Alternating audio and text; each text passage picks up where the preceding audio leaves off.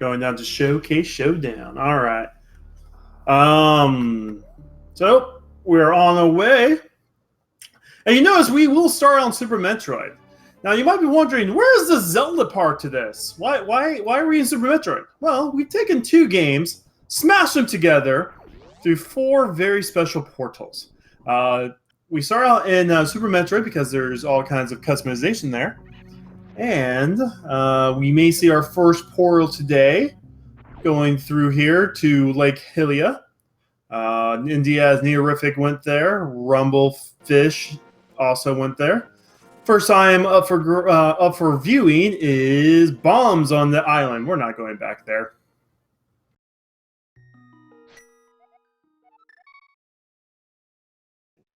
Alright, so we've got India's heading to Sanctuary, gets the small key, and Neorific gets missiles out of Link's house.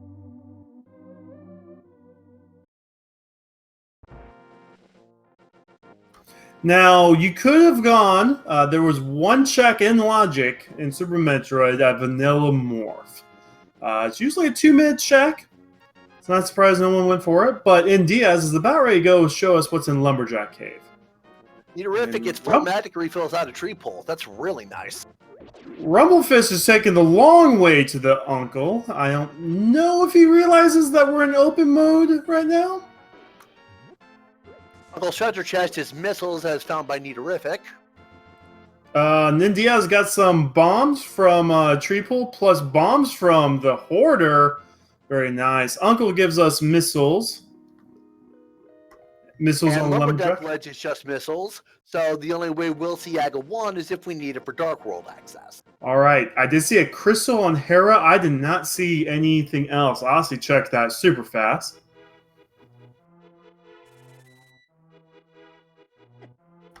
Pendant and Rig Crystal. Pendant, blue pendant at Eastern, Rig Crystal at Desert. Alright, Ossie's into the Lost Woods along with Endias. Collecting up on bombs. Bombs are really good for the early game of SMZ3. Because you need at least like 5 bombs to get through CAC and Ice Rock Cave and Mini Mordrum. Plus, if you don't even get a weapon, you need bombs to get through Mini Mordrum Cave. We're going to the Thieves' Hideout right now. The Thieves' Hideout today has the flippers! Alright, that's a little bit of progression. What does that get us? That gets us into Waterfall Cave. Also, we can check a little guy hiding underneath the bridge. People like to call him the hobo. I think he's more of a guy trying to hide from his wife. I think like one of the 2 angry ladies in Kakariko that calls for guards when you say hi is his wife and just trying to hide from her. That's my canon. I'm sticking to it. It also gets us to King Zora, correct? Yes, but the only thing at King Zora right now will be what's on Zora Ledge. We need 500 rupees to buy whatever scam he's selling us today.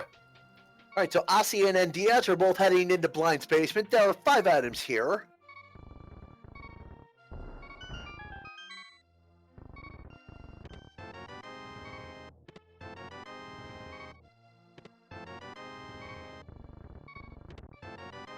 Not a lot in the front. The only thing of any real value was a Super Metroid energy tank. And I'm gonna rate Blind's basement a D- today.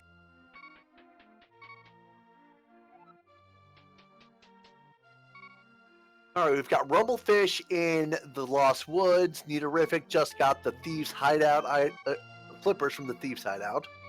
Looks like Ossie's heading for the well alongside NDF.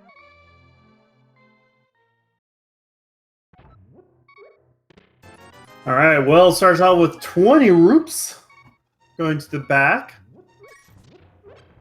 And that's super missiles. That's pretty good. Get a couple power bombs and... Ooh, Moon Pearl! Well, that's a very early Moon Pearl. That's one part of and Charge Beam. Very nice. We got one part of a couple things there.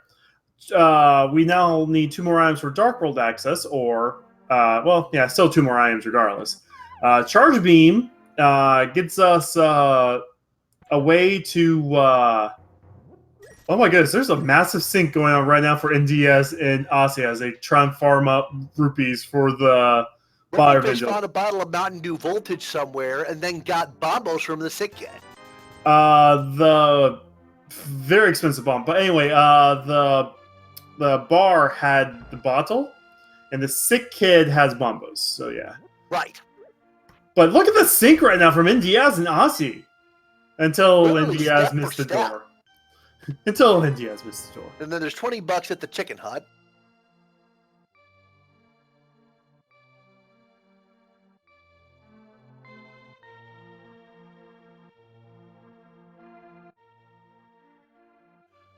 All right, just got our runners kind of looping their checks around. Everybody's finishing out the Kakariko area.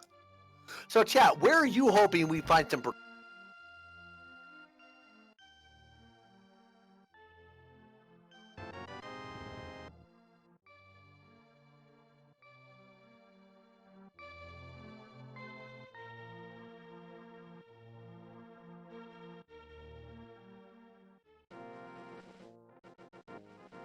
All right, we are going to the library now. Let's see what Boots will get us today in here. That was just $20. Alrighty, likely next stop is the race game. Both Aussie and NDS are going to do it sight unseen. I think this is always faster. Even if the IM is not that good, you waste more time checking it than doing the race than not doing it at all. Yeah, that makes sense. And again, they're just step for step at this point. That's missiles. Aussie decides not to take the missiles. Indiaz will take the missiles. Aussie knows how to play this game at low percentage. Rumblefist is going. Is he going to Hyrule Dungeon? You have no weapons. Yeah, he's out of bombs, and that's the only thing he's found. Yeah, he's going to Hyrule Dungeon without a weapon. Oh, he does have the potion. He could drink. No, he still needs a sword for bombos. Anyway, the dam has a piece of heart. And what does draining the dam do to... Rumble, you're not going to get past this room unless there's a weapon in this chest. There's a weapon in that chest! He has nothing else to kill the guard with! That was the hook shot.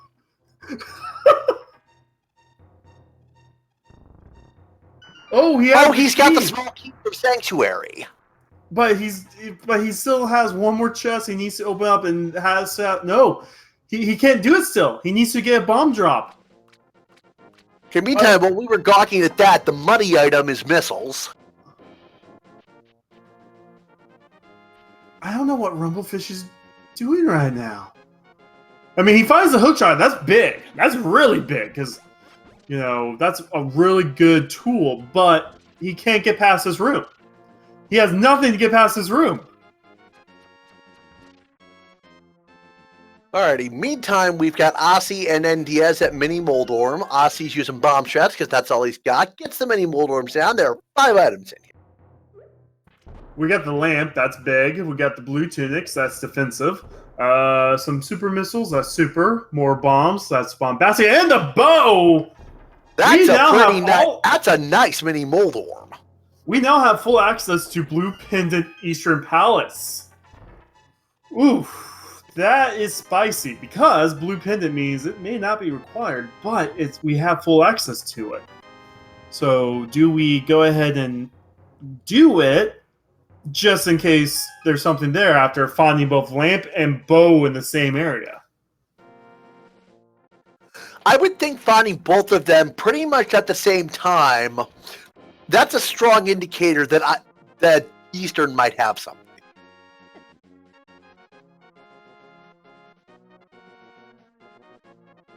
Aussie's checking the hobo as NDS is on his way to Ice Rod Cave. So he's not a hobo. Why will he give away money if he was poor? I mean, come on. He's hiding from his wife. Well, some folks just like to live the hobo life. Stepping with the hobo knife. He's hiding from his wife, and he's paying Link to not tell his wife where he's hiding. That's what's going on right there. Ice Rod Cave is 10 arrows. Nice for the bow. That's handy at this point because it's ammo for the bow. Ooh, Aussie is going to waterfall area, he doesn't have the money for Zora, so he may have to come back here later on to buy the item. There are still the three other checks here. Money and a piece of heart. All right, and it'll just be a couple of seconds to walk up to the walk past Zora's ledge and see if it's worth circling around to pick it up. Zora's ledge this time is the cape. Ooh, but he decided he wasn't going to do it. Then it was like, yeah, I'm going to do it. Cape unlocks 1 items plus some very, very nice to have strats later on, especially during like Victorious and stuff like that. Ooh, Rumble's in the desert right now. Looks like we're getting a Gina check. Wait. Looks like we're getting a desert ledge check first. Using some pause buffering to Desert ledge is silvers. I would be very surprised if we don't see that picked up. Oh, Rumble, you don't have bombs! Rumble!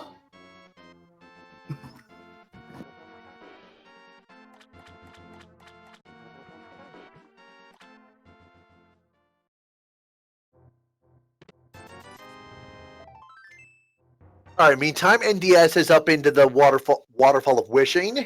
Yeah. Ozzie's heading out of Zora's area. Eaterific is checking the Ice Rod Cave.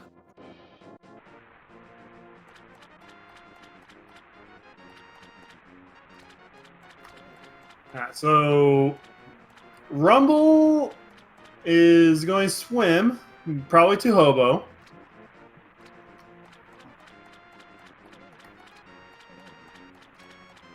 No, he's just going to swim to... Okay.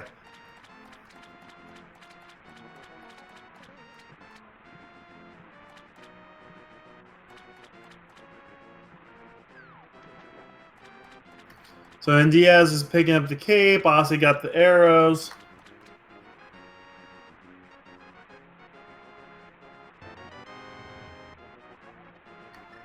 No, I actually do believe Easter is a play. Yeah, we don't have any access to Super Metroid other than the Morph Ball pedestal, and possibly the Retro Brain Energy Tank ceiling via damage boost. But I don't think the damage boost is in logic on normal. No. Stuff like that isn't in logic. I mean, it's you for most of the stuff in Super Metroid, like your own abilities per developer intended is what's in logic. But we do get 6 whole items in this whole eastern area here. We get 3 in the closet, the shield, the piece of heart, and the ice rod. Not bad. That not having to look for ice rod will be nice if it turns out Total Rock is a crystal. Plus, ice rod is an okay weapon for some enemies. To either freeze them or just to get them out of the way. Backtracking for a second, the normal logic applies to the Super Metroid side of things, and it applies to the tricks you're needed to know. Normal only expects tricks that the game shows you, either in the attract demos or in the game itself. So shy sparking, wall jumping, the infinite bomb jumping, and I think there's a few others that I can't remember off.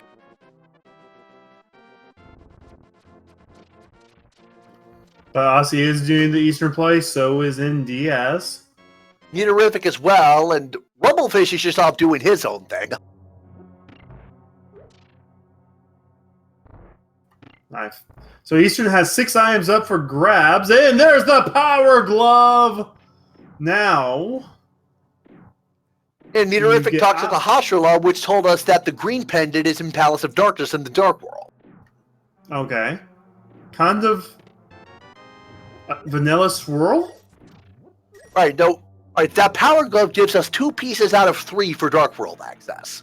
The last thing we need is either the other glove upgrade or the hammer. So we had that before the glove. The cape gave us 2 pieces of Aga 1 Dark World access too. Ooh, Rumble forgot the chicken hut apparently. Now, how many prizes are there in Eastern Palace proper, Kachiri? 3. So we've already seen one item. We got the big key. We're going to see one item after this Skull Kid room coming up.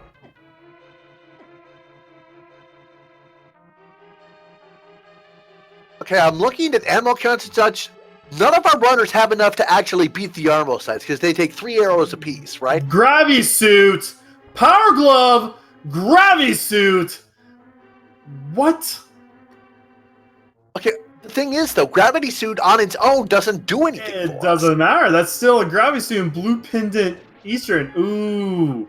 Now, Aussie, do you go straight to the back? Oh, yeah, Aussie's going to go straight to back. So we found the map. We found the big key. Armos either has the 3rd item or it has the compass. If it has the compass, Aussie will have to decide if he wants to do a 5-minute trek to the vanilla big key chest.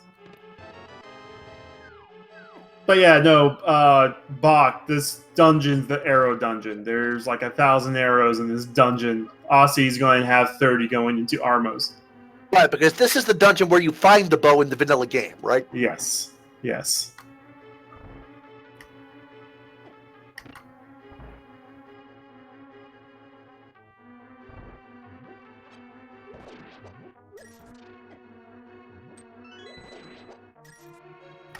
So Aussie's going to use 4 arrows to kill these red Igors.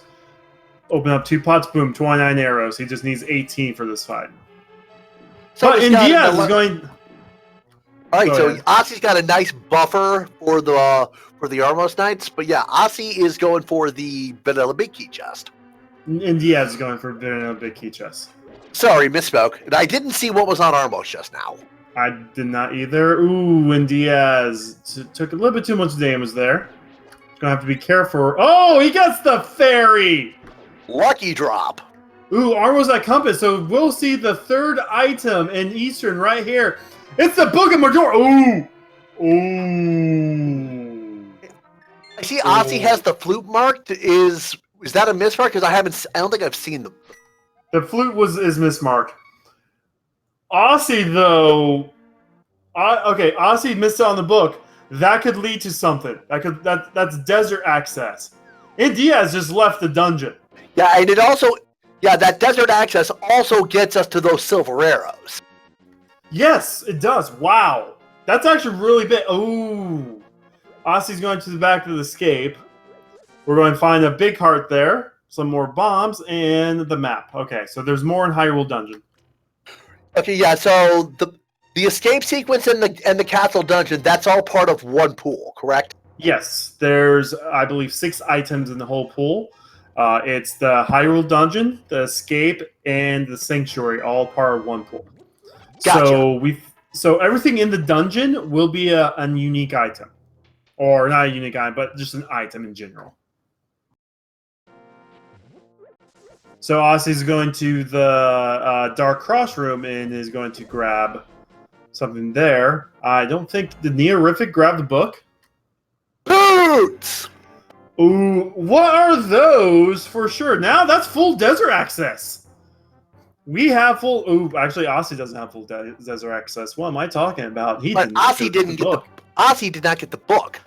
Neither did Neorific. And Diaz may have himself a golden, like, this routing decision there. And Diaz gets the hook shot. We're going to see what's in Bonk. Yeah, it's always hard to call leads until everybody's in go mode, but getting that book definitely puts Diaz at the advantage at this point. I mean, if we find Morph Ball and Varia in Desert, that would just open up the seed right now. Ozzy's going to Death Mountain, though. Farming up some bombs from the bush crab.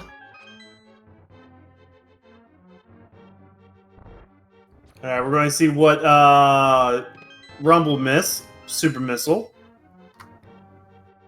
And we already found the map, so that means that Zelda's cell will have an item, correct? Correct.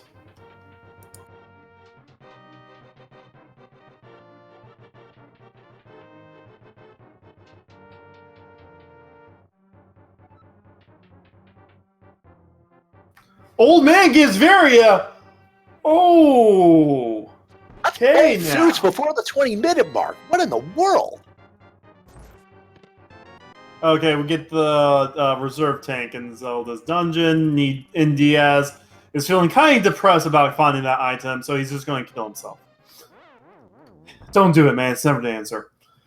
Diaz is actually warping back to the start of Hyrule Dungeon to do Dark Cross and back to the escape.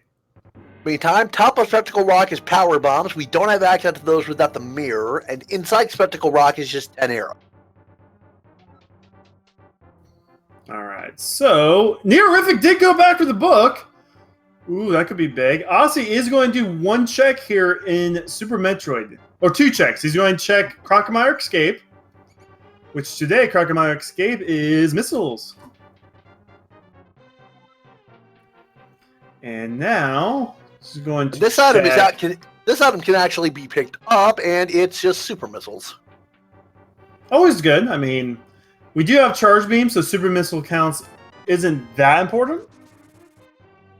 NDS is going all the way through the front of the from front to back on the escape sequence. Oh yeah, and Diaz with those boots now knows he has all the pieces he needs to go into desert and fully clear that out. I mean, Aussie's going to do the front of the Hyrule Dungeon now. We'll get the hook shot. We'll probably go back up Death Mountain to do Death Mountain. Where are you going?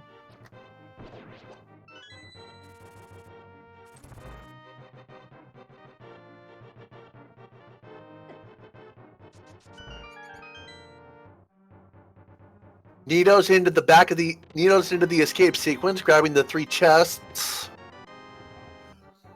Aussie is doing the castle moat. Rumblefish is also in the escape, it looks like. All right. So, Diaz... Oh, it's going to go up Death Mountain. Ooh, I would have gone ahead and do Tower of Hera. You have magic. You can use Ice Rod to kill... Oh, he's going to check Bonk Rock first. But you have magic to kill Lamos. You could do all of Desert right now. You have boots to make sure the... Yeah, you meant Desert, right? You said Hera. Oh, that's my bad, yeah. Desert. There is 2 items available in Desert 2. And right now, Diaz and Neorific are the only 2... Well, Neorific's about ready to grab the boots. But will be the only 2 that will have the tools necessary. But Diaz is going to go for I Am Density. Oh, Rumblefist found himself the boots as well. He's kind of catching up there. He has Bombos. He has Ice Rod. I think he also has gloves. I don't think Rumblefish has been to the eastern area yet, but I'm not sure. Oh, he doesn't know what to do because he used the free key from Sanctuary in the dungeon. He needs to go back in the dungeon and kill the guard to get the key. Meantime, NDS rescues Gary and gets his Varia suit. Aussie's into the dungeon. That's not Gary. Gary's the dude with the lunchbox. That's just old dude. I thought the ending called him Gary the Old Man. I don't think they give anyone names, to be completely honest.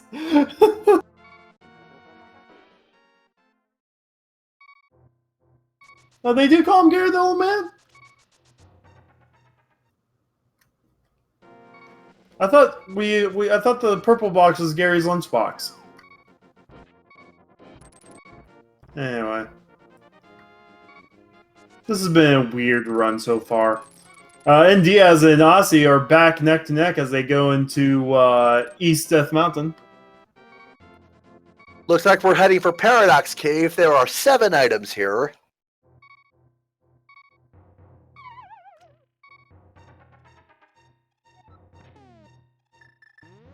Two down here.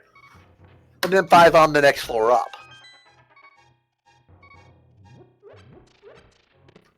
Okay, we get the big bomb capacity, and we get the sword. Ooh. First sword, Now that's not bad.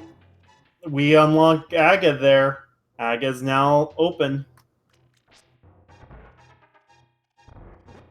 Alrighty, 5 more chests in here. Looks like...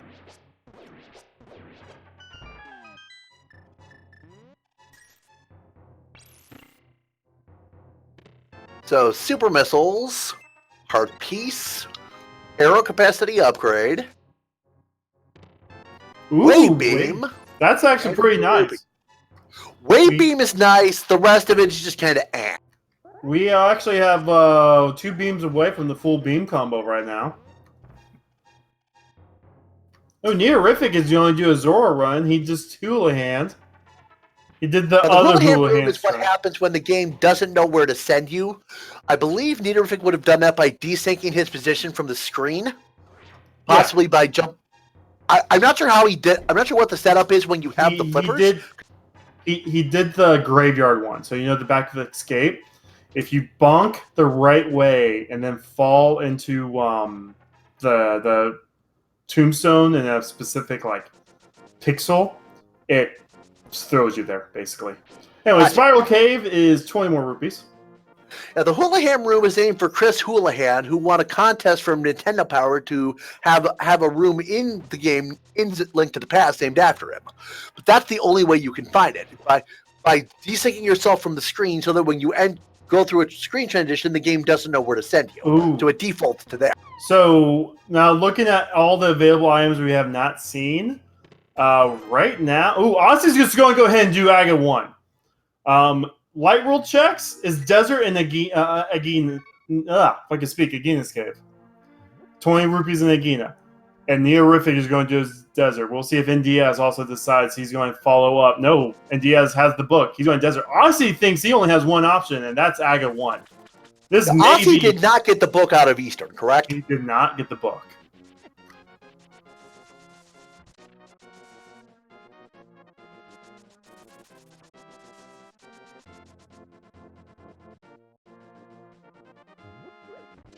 Neorific is at Desert making that play, and Diaz is in transit there, while Rumblefish is checking the castle dungeon.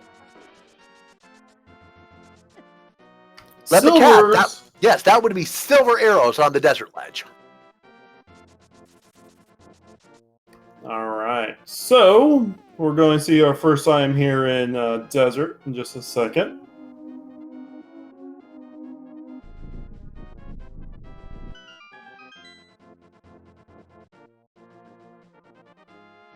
And remember, there's 2 items up for grabs aside from dungeon items, but we get the small key. So now Neorific is just going to go to the right side right now. Right side is where you normally find the big key, correct? Yes. But there's 2 items here, and after clearing this out, he can just go ahead and do the left side and then get out the way. First item is an E-Tank, so now there's 1 more item left for grabs. This dungeon was boots locked, so there's the big key and the compass. All right, so there's the big key chest left and Lamos left for Desert. Now, if I recall correctly, the ice rod does gold sword damage on the Lamos. 2 hits with the sorry, kind of brain fart there. 2 hits with the ice rod does kill the Lamos. Yes. Although, as I had a brain fart, I just remembered they can get the silver arrows and kill them in 1 shot apiece. Yes. Plus, Ice Rod is so like... In fact, actually, in the vanilla game, Ice Rod was the intended method for you to kill the Lamos. After you get the boots from Shirashla, he tells you to go to Lycalia to find a special item to help you on your way. And like it was kind of meant to be like, oh, I have this Ice Rod. I was told to get this, and let me try this on you, and boom, I killed you in 2 hits. Cool. I did not know that.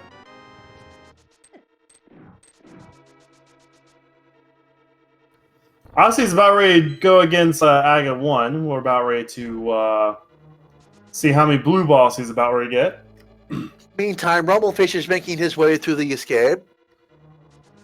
And he gotta find the right with the key. There you go. Looks like it was the last one for him. That's unfortunate. Now, Aussie is... Now, the blue ball RNG is not consistent across the seed like it is in the standard Link to the Past randomizer.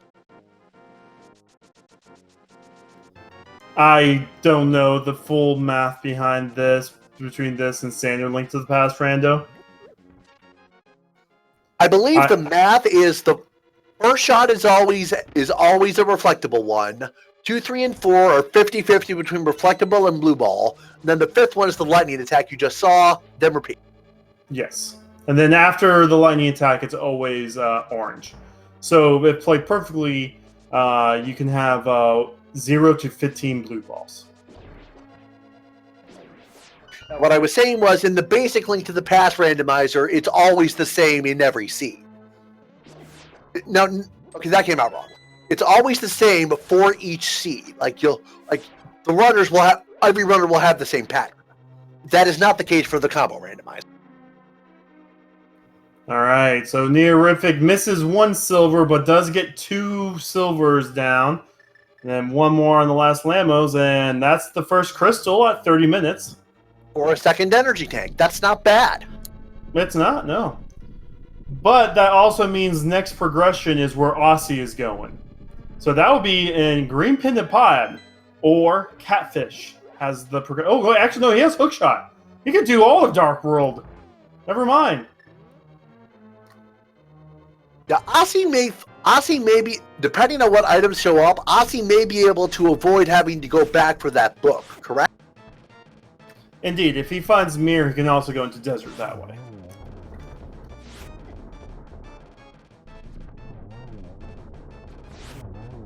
And then looks like Aussie's first check is going to be Catfish.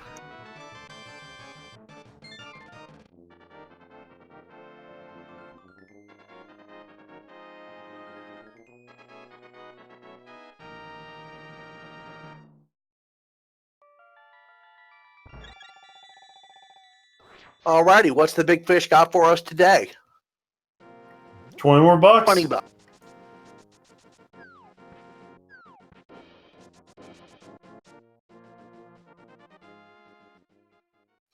Looks like Neorific got 10 arrows from those electrified cactus as the stun prize.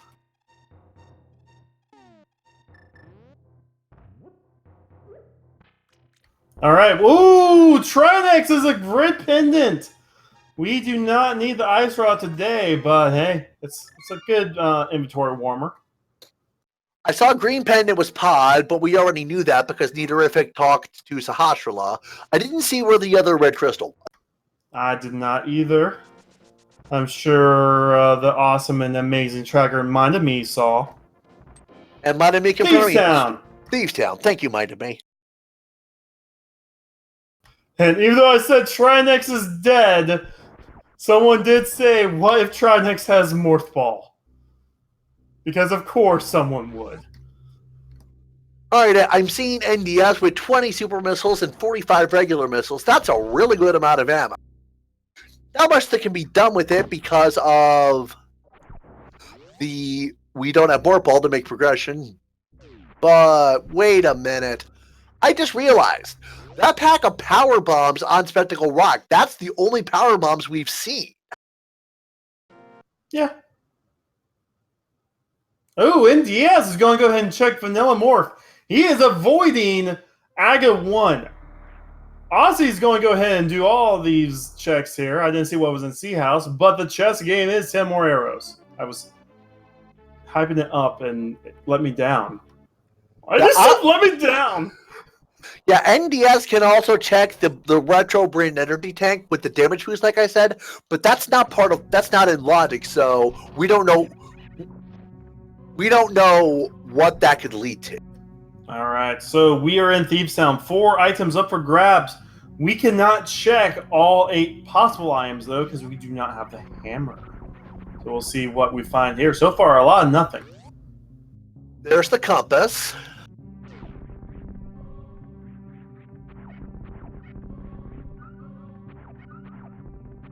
Now, because of the Thievestown layout, the big key always has to be in the front 4 chests. Yes, because you need the big key to get to the back half of Thievestown. All right, chest number 2 Chest is number a small 3. key. Okay, what was number 2? Number 1 was the big key. Number 2 was the compass. Number 3 was a small key. Number 4 was the missile. Okay, yeah, I missed the big key then. Ooh, Aussie's taking death. He decided he does not want to finish Thieves Town right now. And the ceiling item is just 50 rupees, so that's not any kind of progression. And Diaz is just going to reset. I didn't see what he got off the Morball pedestal.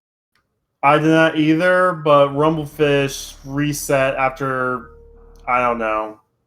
And based on the fact that NDS is resetting, I'm going to say that the Morph pedestal was nothing. If it was something, he would have came back up the hard way. So when Diaz now realizes that Aga wants to play, this is officially an Aga seed. Yep, there is no way around it. Meantime, Aussie is heading for the digging game. Ooh, reminded me we have not seen Zora. Which Neorific's about ready to do Zora, because he also doesn't want to do Aga 1.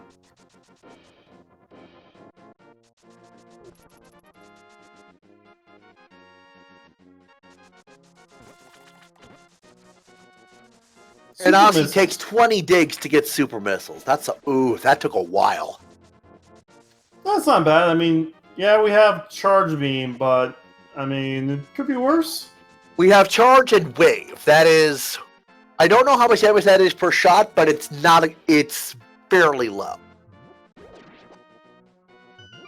Alright, so India is about ready to do some farming. And Neorific pays 500 rupees to get 50 back. And Diaz is going to take the next 5 minutes to farm up 500 rupees to find out the same thing. Might I be confirming now that with what we've seen, this is 100% an AGA 1 seed.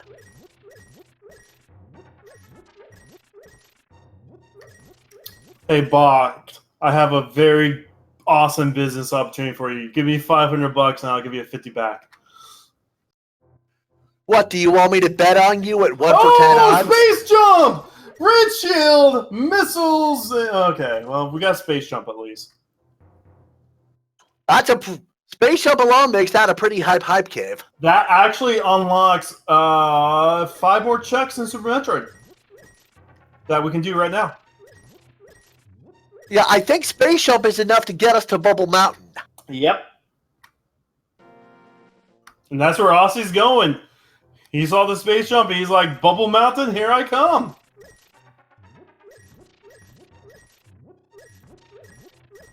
Oh, actually, once we get Morph Ball, we have a lot of stuff we can do, actually. Alright. Yeah, Super Metroid Go mode actually doesn't take that many items. Glitchless low percent is only 15. And 6 of those are just ammo. Alright, we are going to see Amphitheater, I believe. Oh no, Aussie's skipping it for now? Oh no, he's just... missiles, so we're not coming back to those. I think there is a way to collect that without the Morph Ball, but I've never had to try Wiggles. Wiggles. All the wiggles. Alright, now there's an item in this room proper. Aussie's heading for that now. Let's see what we got. It is a piece of Heart piece. Eaterific's in the castle tower, and Diaz is making his way away from desert. He's going to Zora. He just got done spending the last few minutes picking up. We got a regular B there, and now we have 2 checks we can do in Speed Booster. And then 2 checks on the way to Wave Beam. Oh yeah, we actually do have the Wave Beam, so we can actually check Wave Beam without risk of soft locking right now. Unless you fall, which hopefully you don't fall, but you have Space Jump. Yeah, Space Jump mitigates the soft lock risk quite a bit. There's a red rupee in front of the Speed Booster room. And Power bombs! We got power bombs! Alright! That's pretty deep. Now, the magic number you're looking for in a randomizer is 15 power bombs. If you have 15 and the ice beam does not show up, you will not need to rely on drop luck or backtracking to reload to defeat the Metroids in Tori.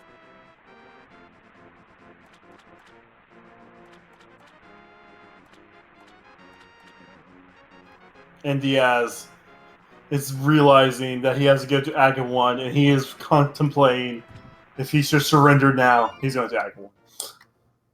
E-Tank. Okay, we get one last check for Aussie and... well, actually, I guess we can do Croc. Croc is opened up to us, isn't it? Yes, we can backdoor from the connection to Frog Speedway.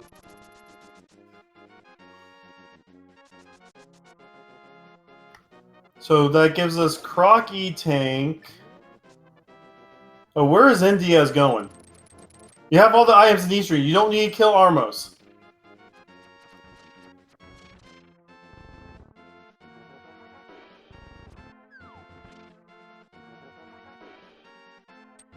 I think he's going to go Ozzy is Armos. heading out the heated room gauntlet.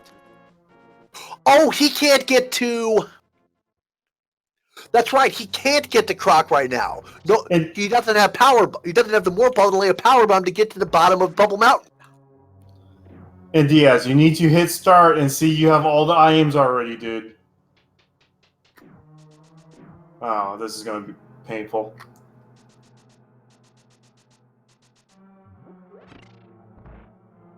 So I think Pod is the play at this point.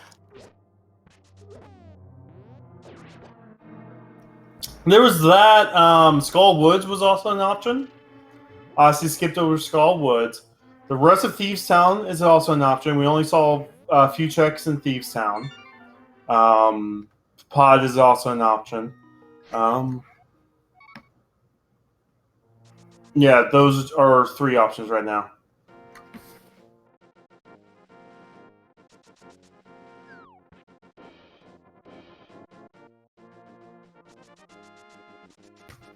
And Aussie is doing the pod play first, which could be a very short play. Actually, no, wait. We can check everything that aside from the boss. Never mind. We have Bo. What am I thinking?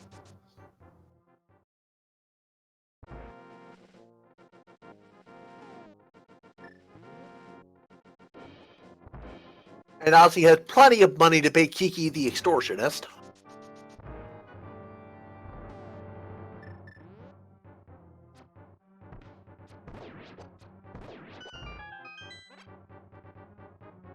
Rumblefish very carefully considering his options.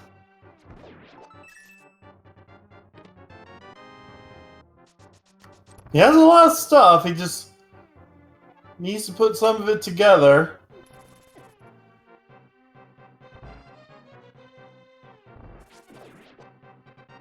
All right, Palace of Darkness has 5 items in it and a whole bunch of keys. And a whole bunch of keys.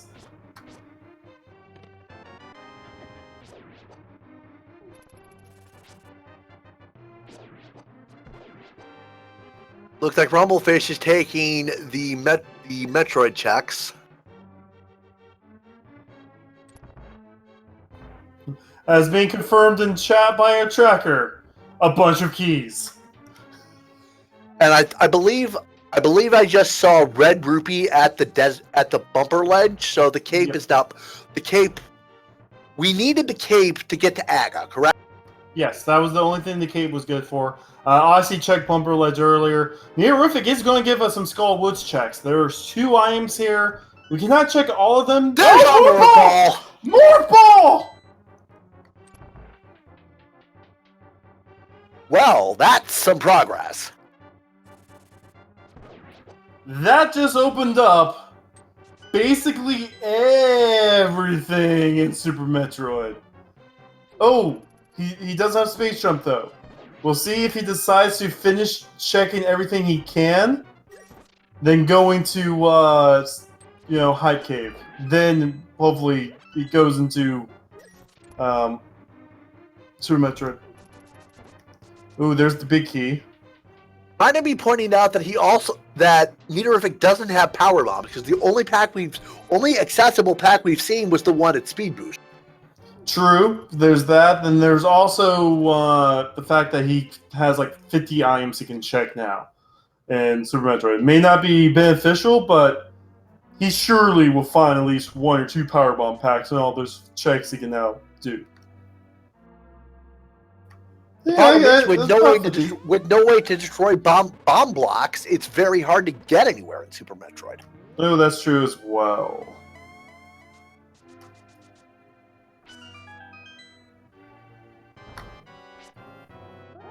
It looks like Nidovic is going to go as far in Skull Woods as he can.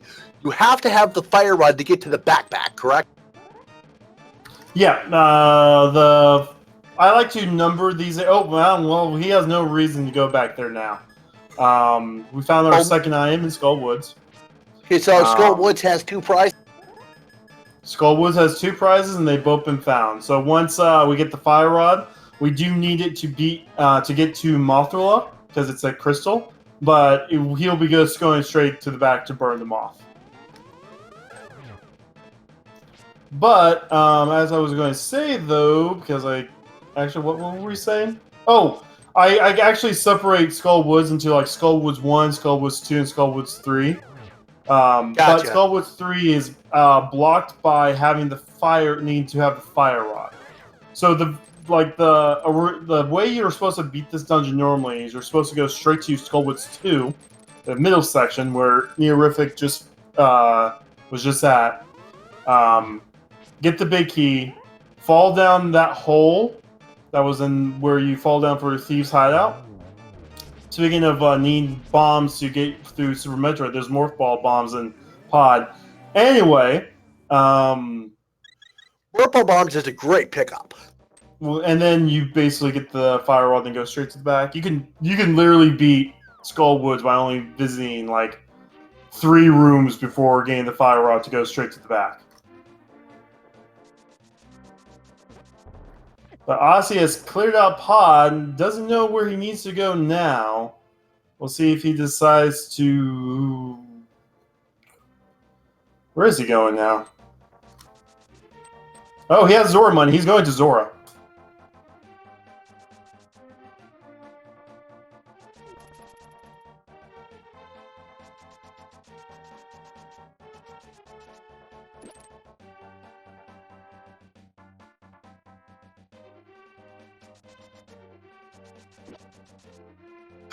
Mind of me pointing out in chat that Nidovic might finish Thieves Town to get the other 5-6 crystal and then check the Pyramid Fairy.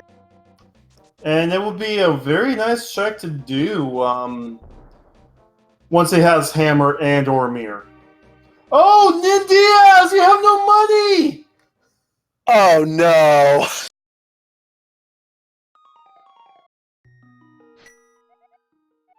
Oh, that's something that's always embarrassing to see. Honestly, yeah, press F to pay respects. Oh, that is painful.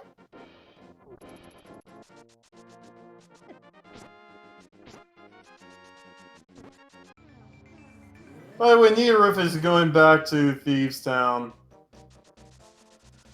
Oof.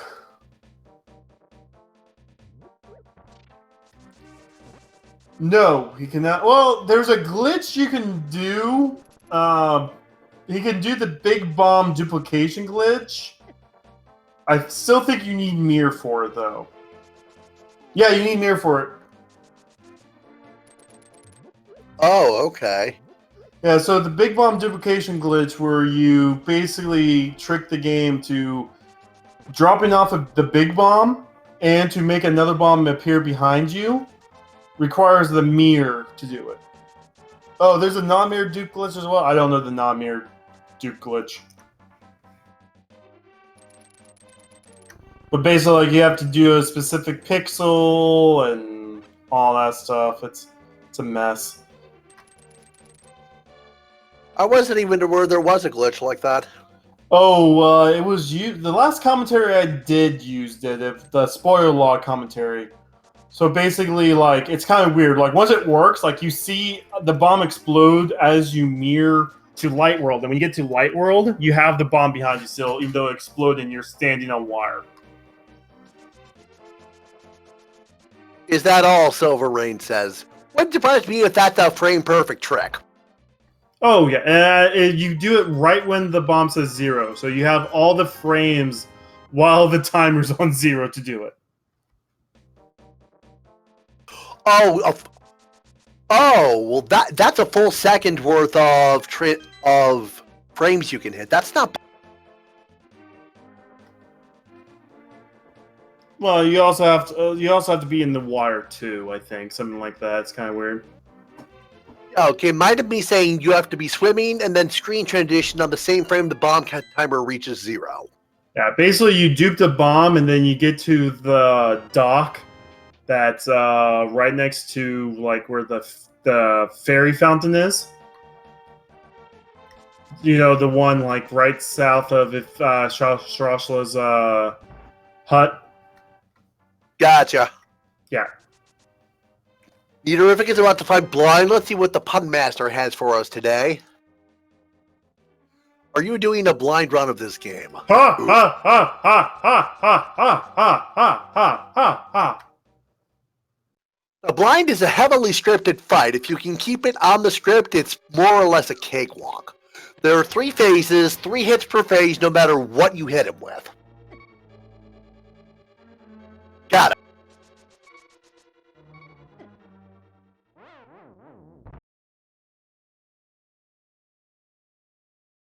All right. So there is one check left. I don't know. Was I counting IMs? Mine, were you counting IMs? Blind dropped power bombs, which is great. There's one IM that is hammer locked. I don't know if we saw all the compass and the map. By the way, Aussie is in Super Metroid now. We're going to see a lot of Super Metroid checks. Ossie's got his morph ball, it looks like, so we'll be... Yeah, Ossie can check pretty much all of Super Metroid.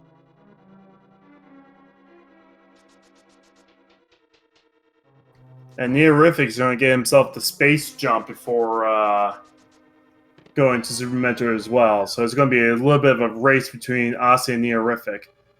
Quaterian power bomb item is just missiles. Nah, Aussie has 60. He doesn't need it anymore right now. Oh, wait. Did he... Oh, no. Okay, he's going that way. I thought he looped the wave beam around to open up Gauntlet, but Aussie's going to Red Tower? Or is he going to go... I think he's doing Red Tower. Either that or he's going to go ahead and go straight to... and he's heading straight for a wrecked ship. Okay. The item is just $20. So Aussie's doing the Bryn skip. Middle of the ocean is power bombs. Bottom of the ocean is more money. All right. So we'll have to loop around from the top of wrecked ship to check the top of the ocean. Okay. So Aussie, I think the reason why he's not going to Brinstar right now is because most runners prefer to have 10 power bombs to get through all of that. Aussie does have morph ball bombs, so he could easily do it with 5 and be comfortable with it. But most runners still prefer having 10 power bombs to do Bryn. He may go ahead and just do a complete Bryn skip though. Super Metroid's harmless Helva yields missiles.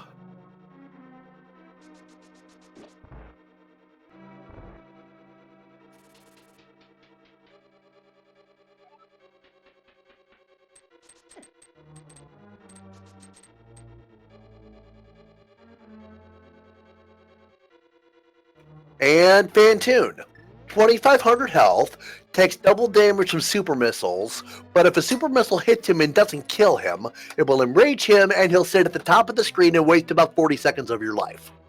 He can move in a fast, medium, or slow pattern, and once he opens his eye, he can close it fast, medium, or slow as well.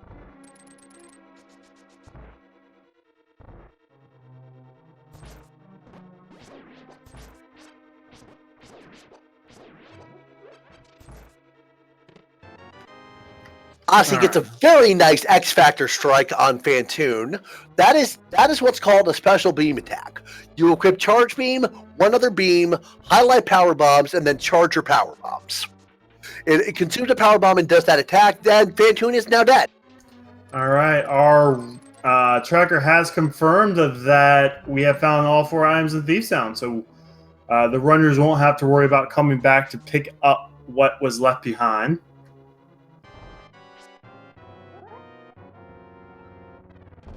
And Ossie's going to go ahead and continue on through Wreck Ship.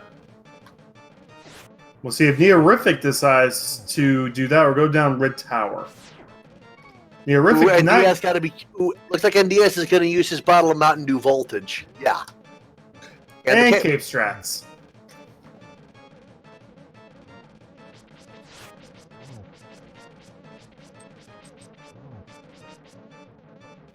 Alright, Ossie gets his second reserve tank.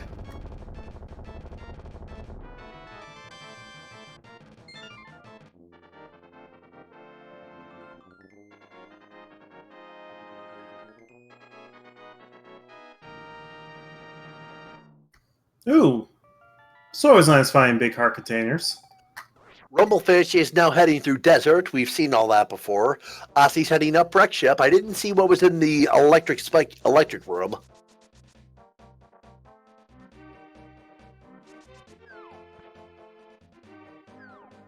Ossie is also going for the Wreck Ship energy tank sight unseen. Normally you would make a save at the save room about a screen above where Ossie started going east, and then if this was nothing, you would reset. I'm going to be confirming reserve tank and heart piece so far, and here we've got $300. Press start to rich!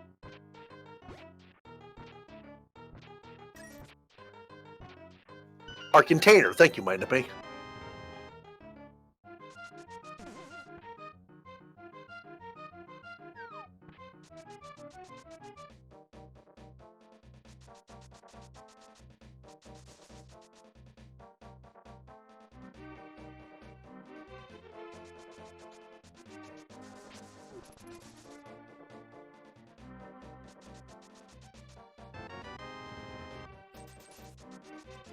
Neorific is now on his ghost elephant fight.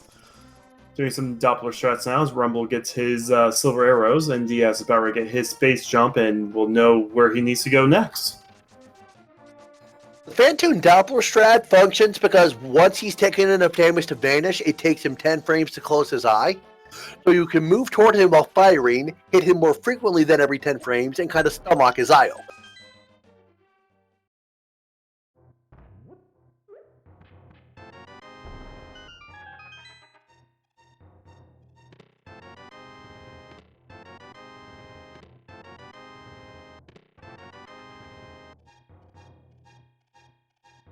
Ooh, get more power bombs. So Absolutely. Ossie, yeah, that's absolutely worth it at this stage of the game. So Ossie will have at least 15 power bombs once he's done with the Wreck Ship. Neorific lands the super to finish off Phantoon.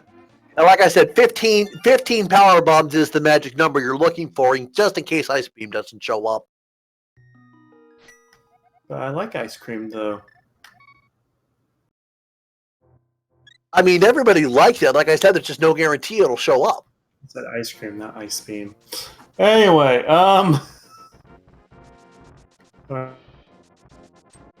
That was a beam. I couldn't tell which one.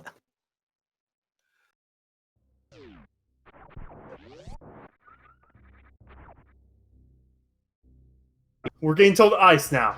We have conflicting reports. Can another runner go there now and confirm? Neorific will be heading there soon. Yeah, I couldn't tell what the color was because the check was too quick. Top of the ocean is 5 rupees.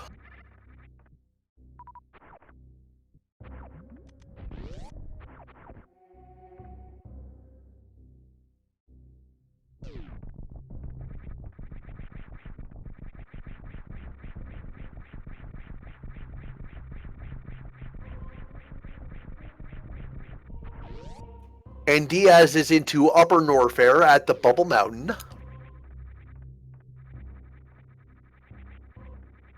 And Ossie 101 about to get taken to the alley by the bowling chozo. That's going to give him a 30-second or so break. He'll be able to catch it, wipe his hands, take a drink if he needs. I mean, after you game for an hour, bathroom break, I mean...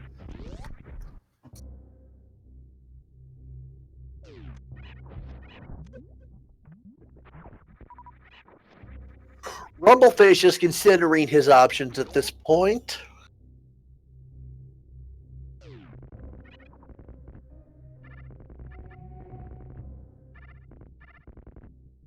Alright, there are 2 items in this section that Aussie can check. There's one over here behind a destructible Chozo, and then one off to the left, which is the item where you would normally get the gravity suit.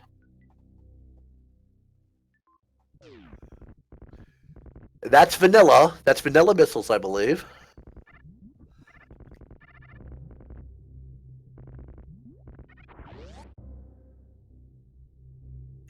And the gravity suit item is more power bombs.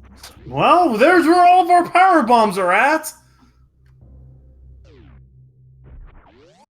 We were wondering where they were. We've actually now seen 6 of the 10 locations for power bombs now after going so long without seeing any of them. Okay, Aussie's gonna head down the western elevator the middle elevator to get to Red Tower.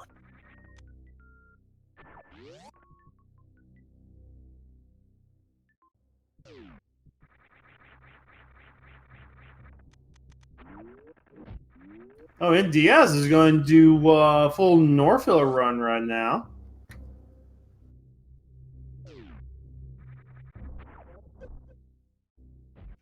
And Diaz doesn't have his morph ball yet. He's just checking the same things we've seen Aussie check. Beta power bombs is +5 bomb capacity.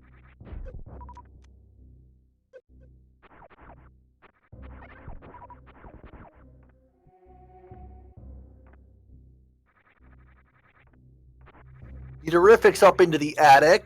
Aussie is heading for alpha power bombs, the first ones you're intended to get in the vanilla sequence. Ooh, gets caught by a Samus Eater. Damage boost for the Gate of Samaria.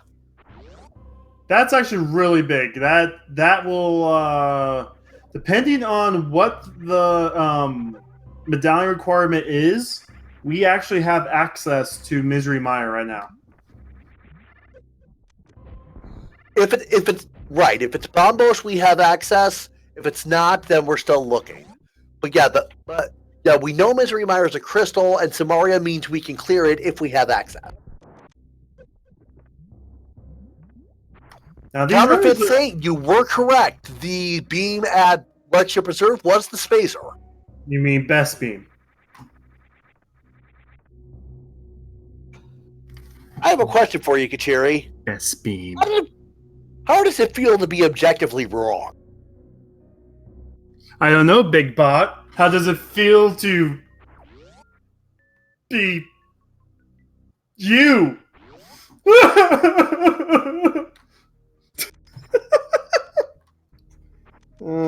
I'm tired. Anyway. I like who I am. Thank you very much. Meantime, Aussie is over into the X-ray scope room. That's the Mire! So the book's not needed. We hyped up the book for nothing. Ooh, Aussie, if he wanted to, can now go through Norfair, through Lower Norfair, go ahead and do Mire, do Desert, go do Ridley, and get all that stuff taken care of right now. That's a tempting play. He might be he's got easy access to get to Lower Norfair but through the vanilla sequence.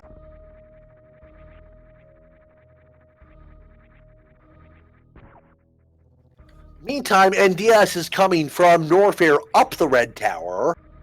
So, Buck, were you saying I have the more nasally voice or the deeper voice? I'd say you're smack in the middle.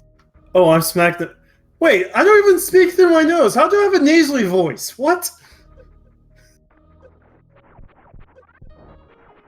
Meantime, the spacer item is another bomb capacity upgrade.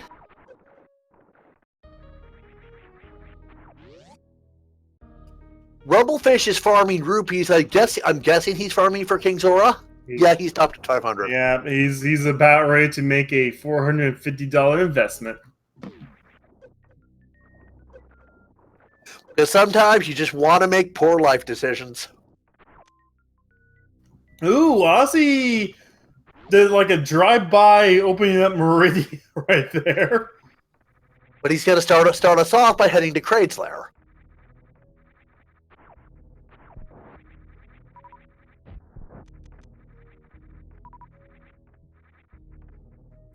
Oh man, so yeah, do Kraid, do Norfair, hop out, do Mire Desert, and then do Ridley. That would basically clear out so much stuff right now.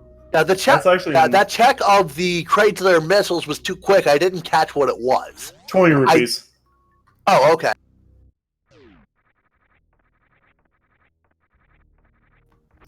All right, now Kraid has 1,000 health, and if you time your shots right, you can kill him before he stands all the way up.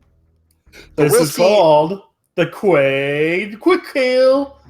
I can't even say Kraid right. Wow.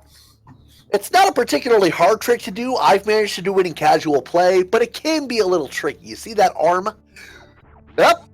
Aussie got it. No so big Kraid what you need to do is what Aussie just did. Okay. Now that you understand that, we'll move on, and he gives some green goo. Green potion. Meantime, Nitorific found a heart container, I think I just saw at the Gauntlet Chozo. Yep. First item of the Gauntlet, then there's 2 more in the back. Looks like Nitorific will do the full Bryn Star check. Nitorific also has the Terminator room and Omega missiles he can check. Ooh, he saved it. Very nice.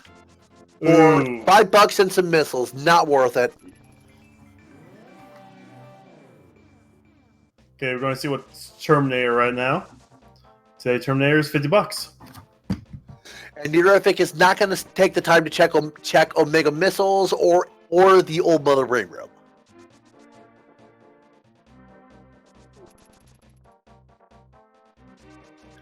Alrighty, looks like Diaz is on his way back to Pod. Ooh, Quake was at Kraid E-Tank. So now we have 2 medallions for Mire once we get there. Alrighty, Aussie is back into Norfair. We'll see where he goes from here. Heading toward Ice Beam. Now, this is not going to be in logic because Aussie does not have the speed booster, but the mock ball trick there lets you run at running speed in ball form and gets you under those shutters. Speaking of that same trick, Nitorific just did that trick to find himself the Master Sword. Yes, and yeah, this area is where you'll generally get your first super missiles by sequence breaking, hence it's called the early supers area. Nitorific is having a little bit of troubles getting up there. Yeah, I've said and will continue to say, high jump boots are low-key the best item in Super Metroid. You don't realize just how helpful they are until you play without them. We've had more power bombs, by the way. We're now up to 25 power bombs. I think we're only now missing 2 packs now. All right, Nitorific's going to head down to the Etikun area. There are 3 items up for grabs here.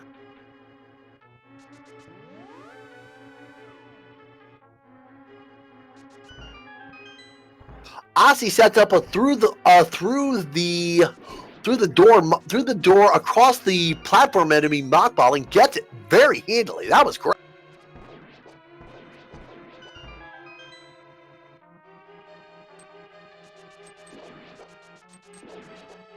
Aussie now checking the high jump boots room for $1. 1 of 2 green rupees in the randomization pool. Ooh, and there's we got ourselves some fetch quests. Does the powder do anything for us progression-wise yet, or do we still need the hammer? No, because we have the Mire. Hey, there's Fire Rod and Etikun power bombs. Ooh, that's big because Aussie completely skipped that. Actually, it's not that big either. Because we already know Fire Rock does not unlock anything in logic right now until we get to, unless we need to get deep into Turlock. Anyway, back to what I was going to say. Skullwoods is a crystal. But there's no items in Skullwoods. So it's nice, but not... It's nice to have, but not progression. Okay, that's fair. And I completely lost track of what I was going to say. Never mind. Sorry. Meantime, Ossie's heading for the wreck ship, the Norfair reserve room. 2 items in here. There's a heart piece and 3 bombs. Neaterific gets 3 more bombs out of Mission Impossible.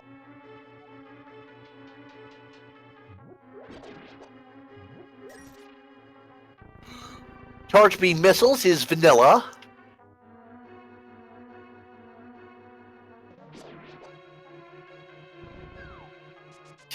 Looks like Neaterific is setting up for a super missile clip. Got it. So the idea there is you position yourself so that the super missile... Oh, Rumble, do you not know how to get into there? Oh, Rumble doesn't know he can use the cape. Oh dear. Vanilla Alpha Supers is 10 arrows.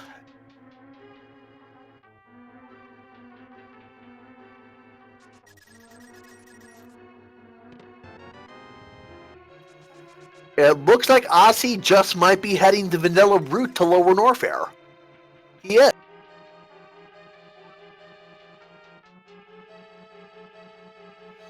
Damage boost through the door and through the lava down to the bottom of the pit here.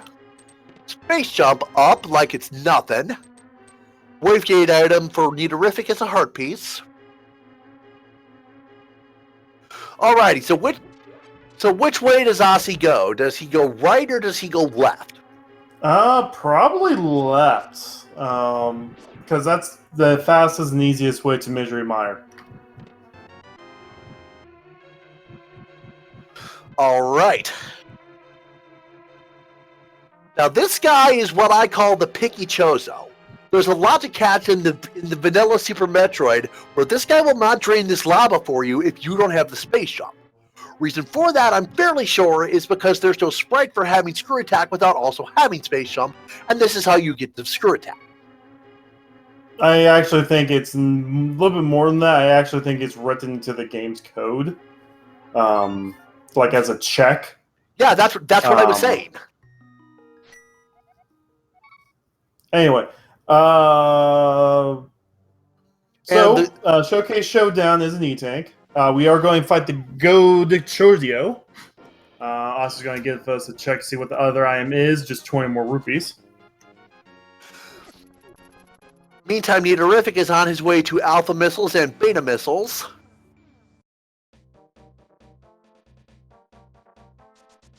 Alpha Missiles is an energy tank. That's always welcome. Ossie finishes off Gold Torizo with one super missile to spare.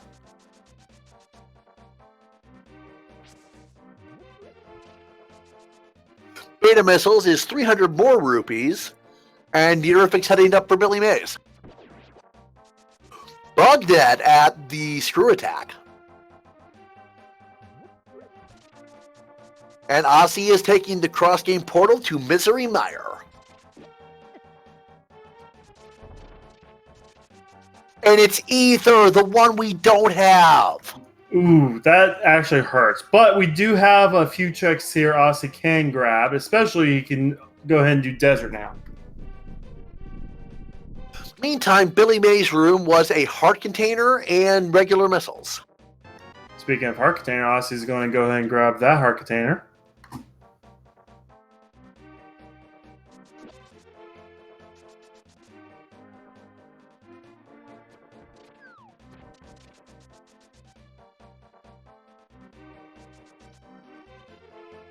And then there's 2 items in the Mire shed here.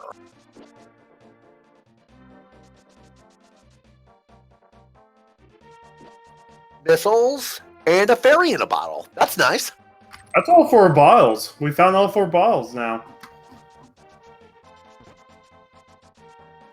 I need to step away and get a drink. I will be right back. Yes, it's all mine! Mine! Anyway, Ossie gets silvers, and he's going to go ahead and get his 2 E-Tanks in desert and is going to go ahead and clear that out while he's here. Neorific gets another heart container in Retro Mother Brain.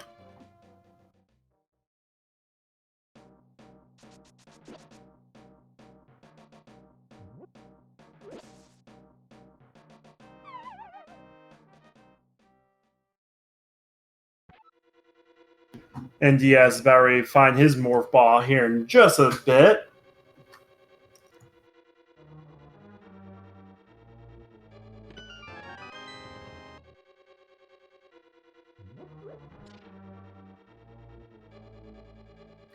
Neorific's going to go to Omega Missiles, or like what we like to call Tooth Hurty, because it kind of looks like teeth. And you hurt them.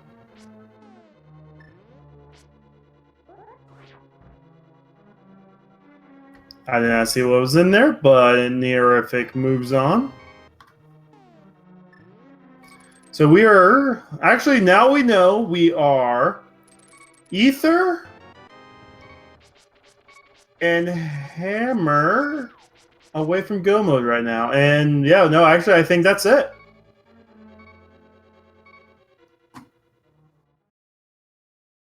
I see using the mirror to get back to the start of the dungeon. He's going to go ahead and fight Lamos. Yep. Neorific picks up the energy tank. Because Neorific does not have the Morph Ball bombs, that boss fight does not trigger.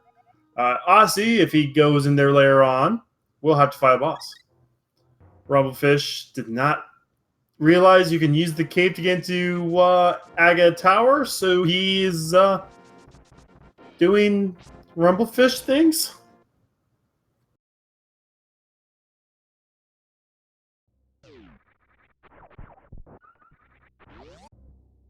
All right, and Diaz is going to go ahead and start trying to get himself through Super Metroid now that he has the Morph Ball.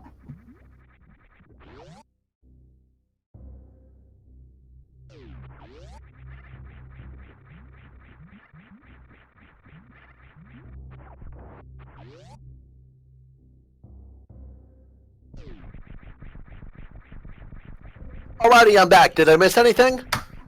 Oh, we totally didn't. I mean, we missed you!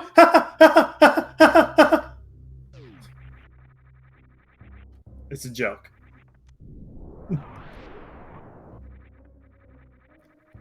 Are you okay? I'm sorry. I didn't mean You're fine. Okay. Aussie gets his first crystal. And we'll probably go ahead and go fight Ridley. Rumblefish is just kind of lost at this point, I think. He doesn't know you can use the cape to get into Aga Tower. I think he is completely lost, unfortunately. Fire Rod was in the Eddie gift for learning how to wall jump. Yeah, I saw that. Someone in chat did it. Oh.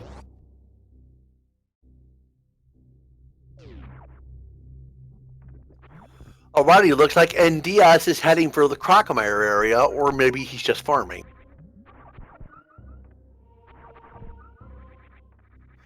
See, back into Lower Norfair.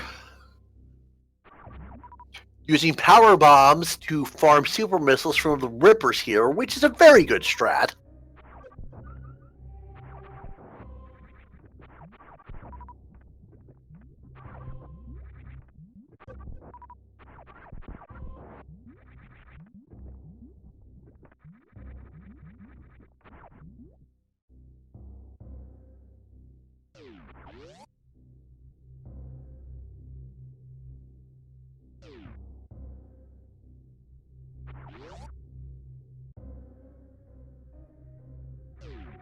Alright, so Neorific's about to get his mirror.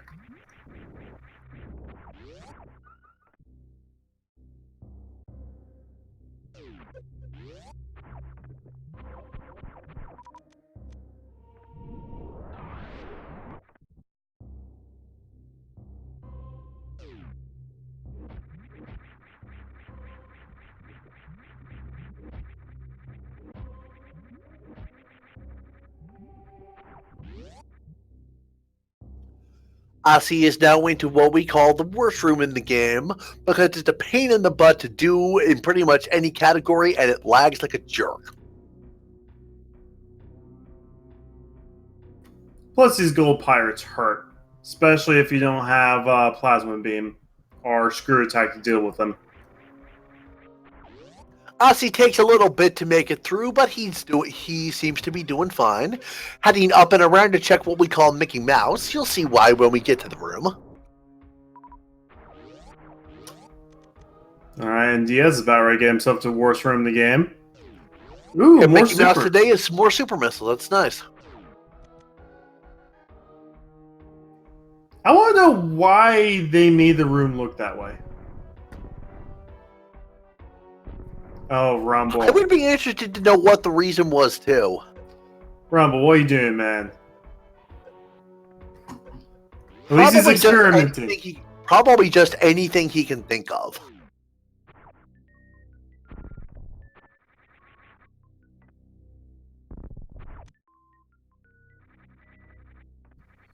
Alright, Rumble, you were messing around with the items. Keep on messing around. You might find one here soon.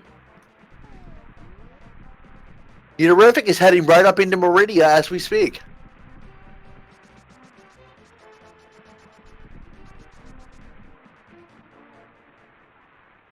Alright, we'll see if we need speed booster here in just a second. Oh, There's our there's... ice beam, the Main Street item, and speed booster is convenient.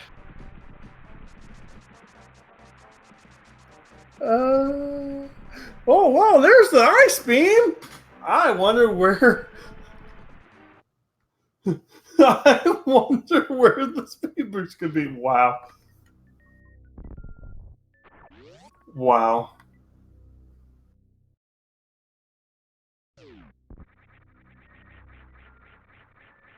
That is hilarious. So, that, by the way, that also means 2 beams were speed booster locked.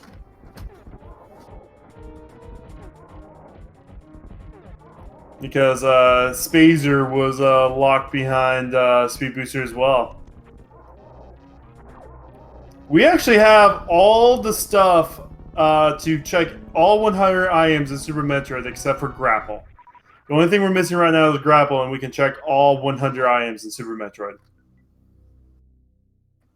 But you know what? We can also cheat and get to that 100th item with Ice Beam. Oh, you're talking about Shack Tool. Yes. You normally need Grapple to get to Shack Tool.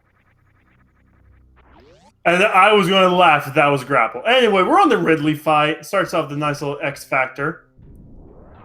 Ridley has 18,000 health, and he takes double damage from super missiles, so Asi's going to use as many of those as he can.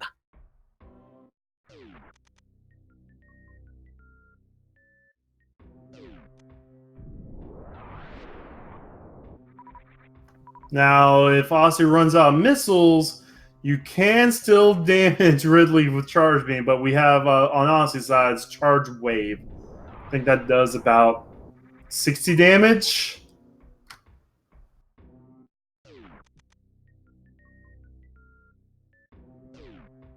And Ridley is down. Very good fight on Aussie. Beach item for Niterific is looked like a heart piece.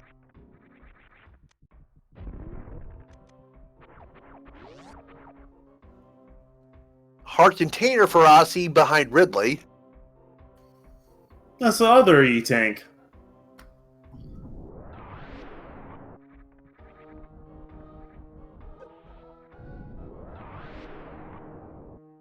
Oh, well, we have the full beam combo. We also have Spring Ball. Very nice location for Plasma Beam. So we have all... Master Shoemaker, we think that he doesn't know you can use Cape to get into Aga Tower. He doesn't know he can use Cape to get into Aga. So yeah, Neorific has a full beam combo. It's stronger. It's the strongest combo in the game. You heard Bach talk about health values. The full beam combo, when fully charged, does 900 damage.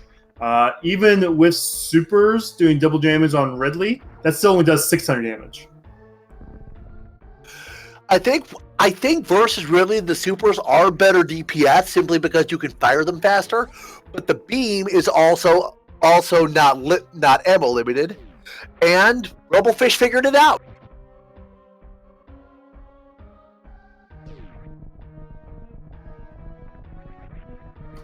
Speaking of speed boost locations, there was a super missile and a piece of heart and aqueduct.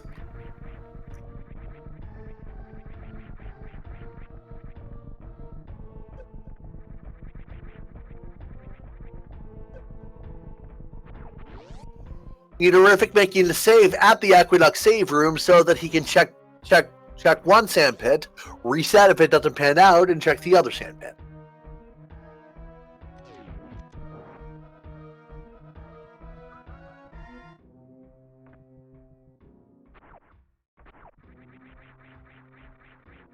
Heart piece at Firefly E-Tank. And Diaz is hot on Aussies. Oh no, and Diaz hasn't been down to Ridley yet. He's checking Firefly before. No, he's trying. He only has 4 E-Tanks. I don't think Hammer is going to be special. Oh, we're basically ether away right now from go mode. Well, depends on where, if something's behind speed booster, but Aussie is, there's a Titans upgrade at the Franker Z room. I also forgot about Titans, my bad. Well, you're fine since it showed up like 5 seconds after you forgot about it. I know, it happens. I'm a psychic that way. Alright, right sandpit is useless. I didn't see what the left item was. The right one was the E-Tank. I think he checked them both. I think the other sandpit had like a red boomerang. I didn't see what the other item was there. And Diaz, 31 health. 60 health going into Ridley area. He's got to be real careful. Oh, he can't even Crystal Flash. He doesn't have enough ammo to even try to Crystal Flash because he's only got 10 power bombs maximum.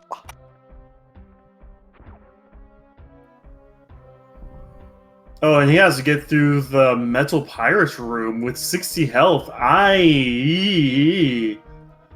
this is gonna be a real clencher.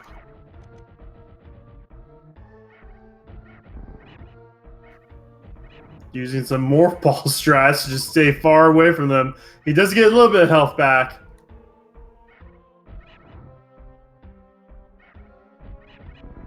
All right, he got him. Oof. He's up to 200 energy. Not bad. So meantime, Aussie is over into Crocomire. A missile backs him up 1 step, and a super missile backs him up 3 steps, and you just keep backing him up until he falls into the lava. All right, so and Diaz is definitely going farm up right now. He's going to have to do Ridley on 4 E-Tanks. 5 if he has a full reserve. That's not a fun fight. There's a heart piece behind Crocomire. Super missiles at precious missiles. And Niterific is gonna have to fight Drake. Doesn't have the grappling beam for fried shrimp. Doesn't have the X-ray scope for microwave strats. But he still has a full beam combo that still basically takes out Dragon and handful of charge shots. I believe Dragon has either 6,000 or 12,000 health. The charge plasma he's actually going to speed booster Dragon. If done right, 2 speed booster does. Shine Smart, yeah. Yeah, I believe the number is if you hit a perfect Shine Spark, it's 2,400 damage. Ooh, the charge beam combo was doing double hits. That's a fast Dragon kill. It's a very fast Dragon kill. Now, the reason that the beam was going through Dragon is because he's not flagged to stop plasma beam shots, because normally you would have to beat him to get to plasma. Now, if Niterific had the X-ray scope as well, he could fire a plasma shot, Reactivate the X-ray scope which would run out Dragon's invincibility while it was activated. Let it go after the invincibility runs out. Activate it again after the beam hits him a second time, and so on and so on and so on until he died. That's the microwave strat.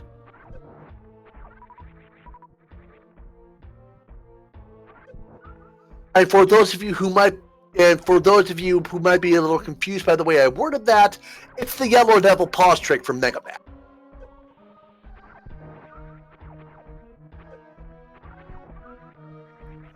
Yoda 7104, thank you for pointing out we just had vanilla grapple beam. Our tracker said it first. And someone else said it before Yoda. What? I guess I'm not paying enough attention to the chat then. With grapple, there is another quick kill we can do on Dragon that Aussie will probably use.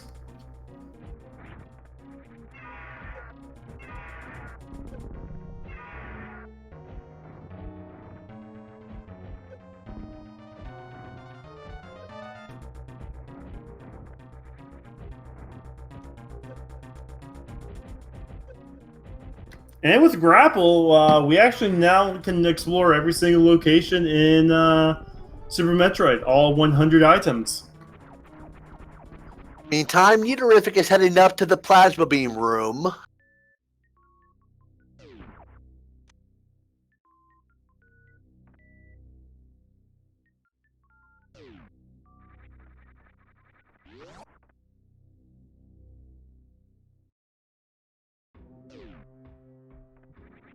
Nothing there. Absolutely nothing. I think Aussie's going to do some Dark Death Mountain now. 6 more items, plus we can see if he wants to poke his head into Turtle Rock. Plus, I think he can route in Hera while he's here. Hera was a crystal, correct? Yes.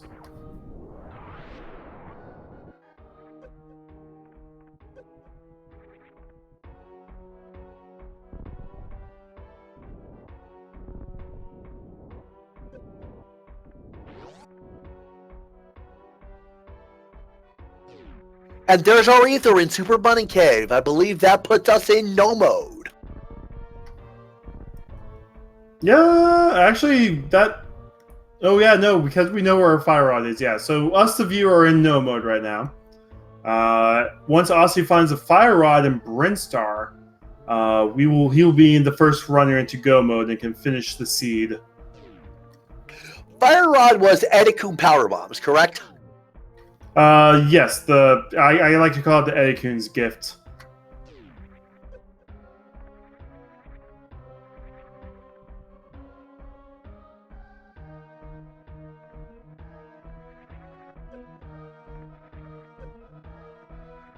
Ooh, and double Turtle Rock ether. is also ether.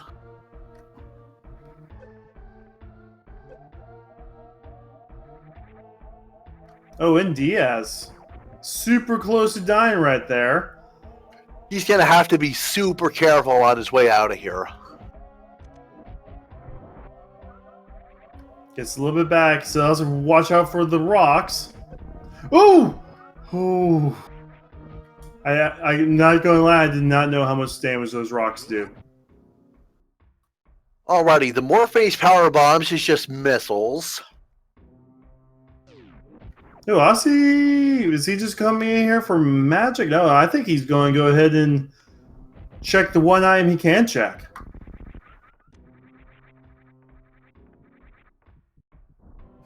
And Diaz gets his hammer from the Hooded Ruby Special.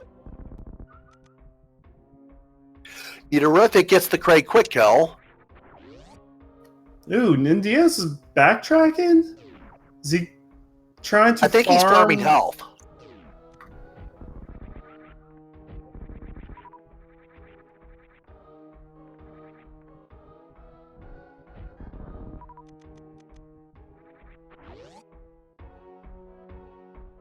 Looks like Aussie's on his way to Tower of Hera.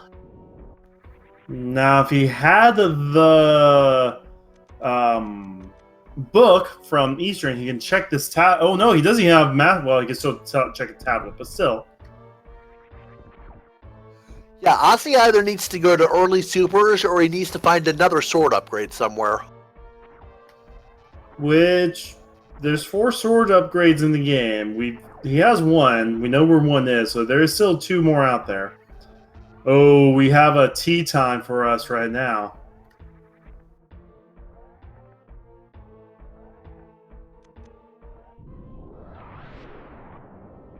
Ooh, and Diaz with no super missiles is in a very bad spot. He's going to have to slowly kill these great key hunters and hope they don't squeeze through the little hole. Mind me, you can kill them with any charge shot. Yeah, but you see how long it takes for us to kill them with any charge shot.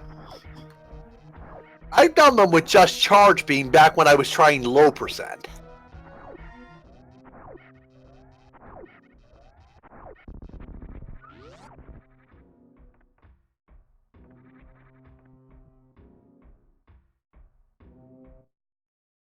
As Asa gets done with the Zelda tea break, gets himself the big key, is now going to climb Hera. We've seen 1 prize out of 2, so we'll see where we go from here.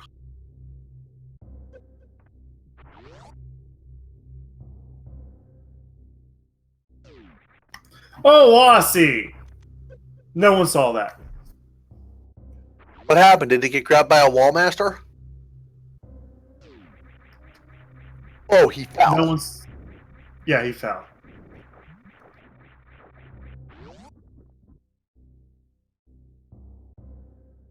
He hit the floor switch as he was hook shy, and he fell. That's unfortunate.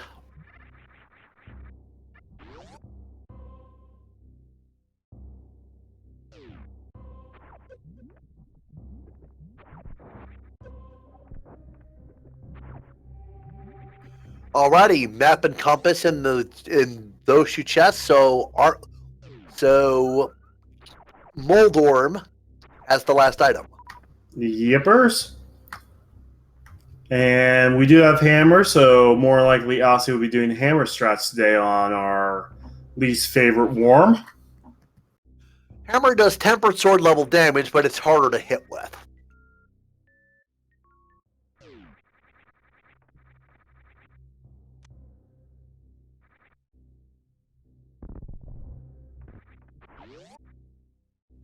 Mind me, you are absolutely right. Super Metroid is my primary game, and I've only played Link to the Past and beaten it once. It's just the Zelda games have never captured my fancy like they seem to have captured the rest of the world.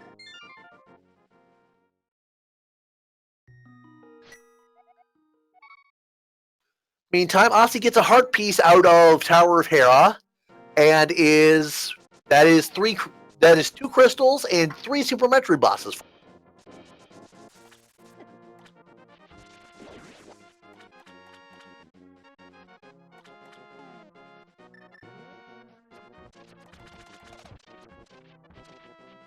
Ooh, we're getting a Spike Cave check. Pretty nice. A Spike Cave is unlocked with an invincibility item, correct? That, and there's also a heart minimum, too. So there's a heart minimum, and then I believe you need at least 1 bottle and the invincibility, yes. Well, there's another sword upgrade for Ozzy. And by the way, things are about ready to get bombastic up in here. And Diaz, you have the mirror. You've done that again. You have the mirror. No, he doesn't have the mirror. Never mind. I was like, oh, we could have just done that. I guess he hasn't been to X-Ray.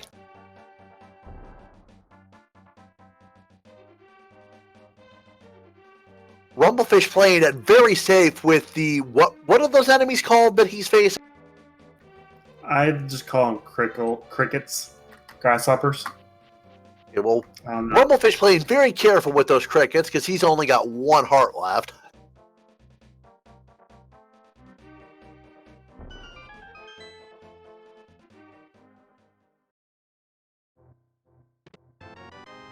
Now there's high jump boots and missiles at a Pyramid Fairy. High jump is a great pickup. It's not progression, but like I said, you don't know how much it helps you until you play without it.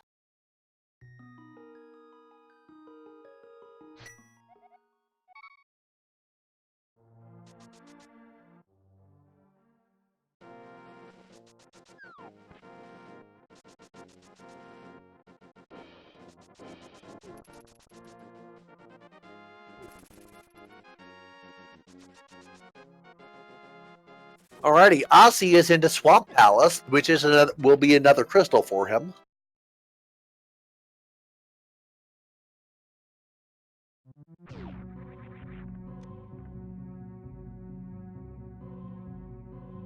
There's Aussie- 6 items. Oh, go ahead. Aussie finds the last shield upgrade, so he's got his Mire shield now.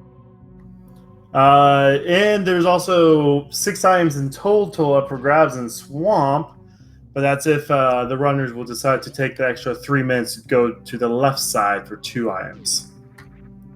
Oh, Neorific decides not to get that Powerbomb pack. Okay. To be fair, he's got 25 max, which is absolutely plenty. I mean, can't go wrong.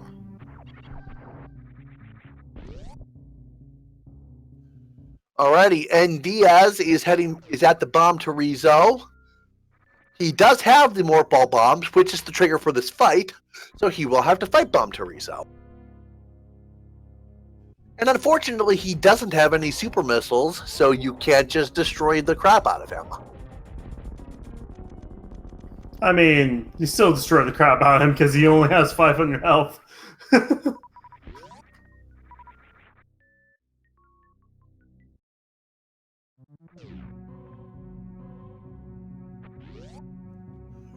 Rumblefish playing this extremely safely, which I don't blame him, because this I can imagine this being pretty tricky. 5 hearts blue mail is not a lot. Speaking of tricks, and Diaz just Alcatraz.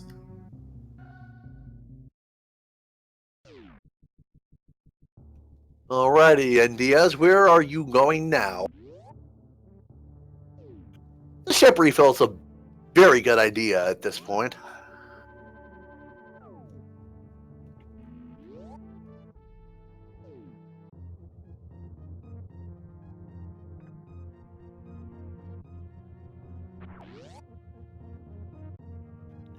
Nidoриfic is into lower Norfair.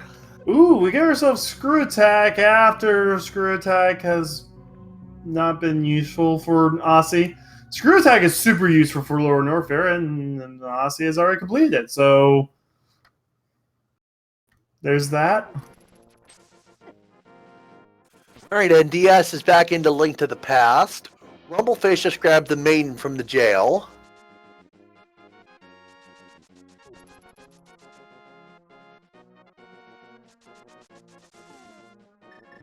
Looks like Aussie just got through Swamp Palace pretty fast. He didn't do left side. So he's baying that there's nothing on the left side. He may come back to do it after clearing Argus.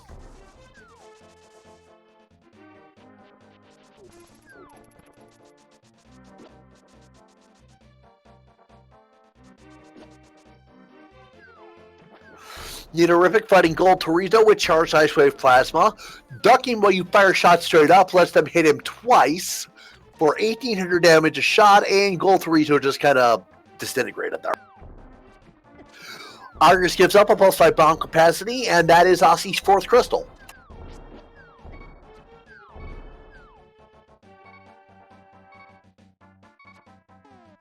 We'll see if Aussie decides to go back into Swamp. And Diaz is going to the Meridia back door. Neorific just got the bad news.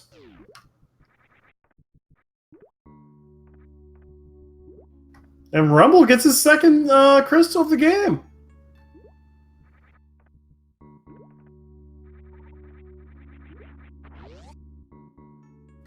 K45's up next.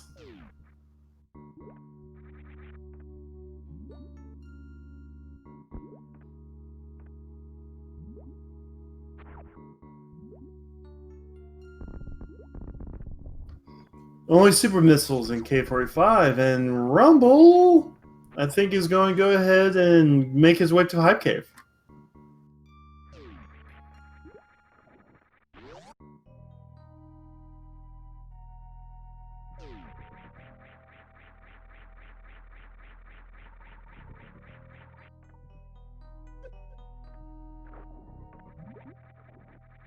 Ossie's rescuing Jeremiah the Frog.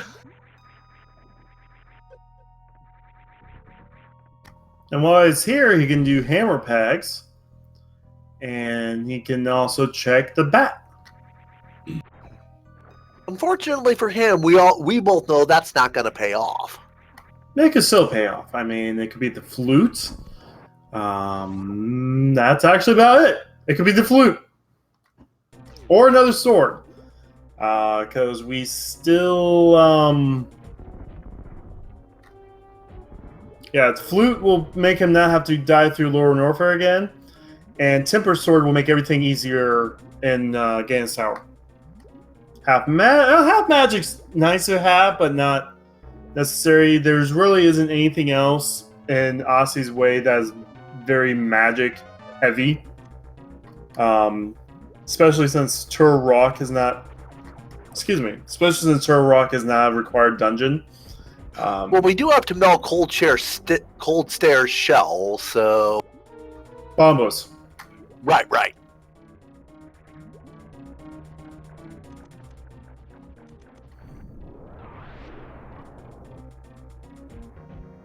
Yeah, no, the only thing, like, Half Magic is always one of those, hey, I now have the gold sword. I didn't need the gold sword, but I like the gold sword. Or, you know, in Super Metroid, oh, Plasma Beam. I didn't need the Plasma Beam, but I like having the Plasma Beam.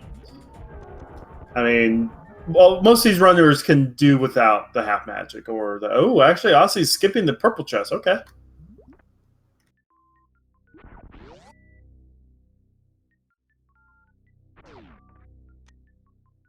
Alright, it looks like Ossie is doing Thieves Town. He dipped in here earlier and then didn't go to the back, right?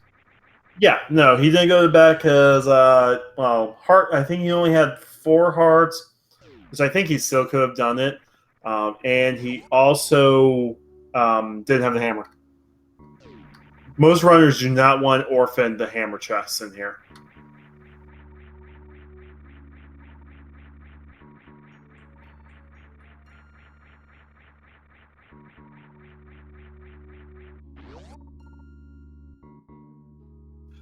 Now we know the hammer chest is needed, but yeah.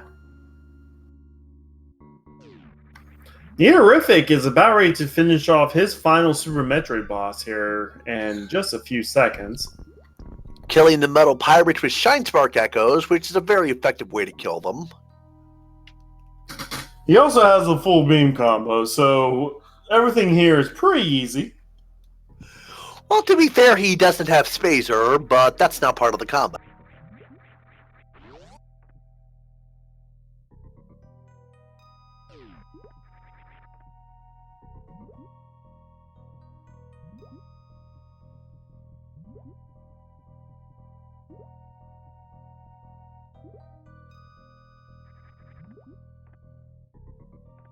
NDS now clips up to super missiles and the heart piece at Aqueduct.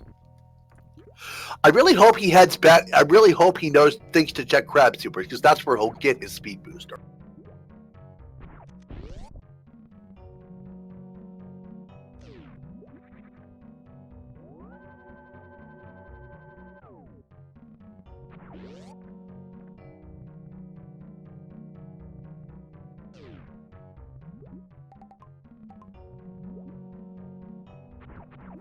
Meantime, Neorific takes down Ridley with most likely 20 charge shots.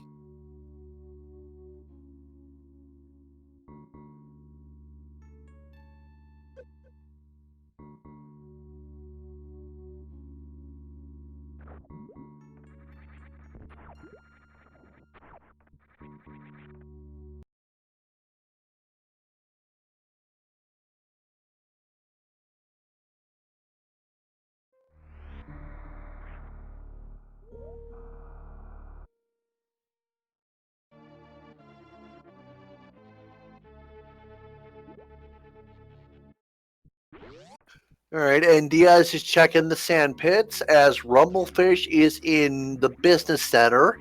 Neaterific on his way out of Ridley. Aussie fighting blind.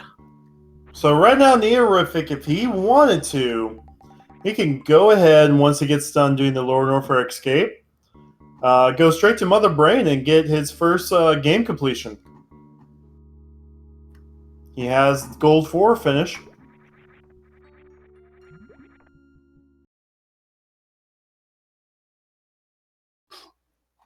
And All also right. gets his 4th crystal. Aussie, you have to check the Eticoons.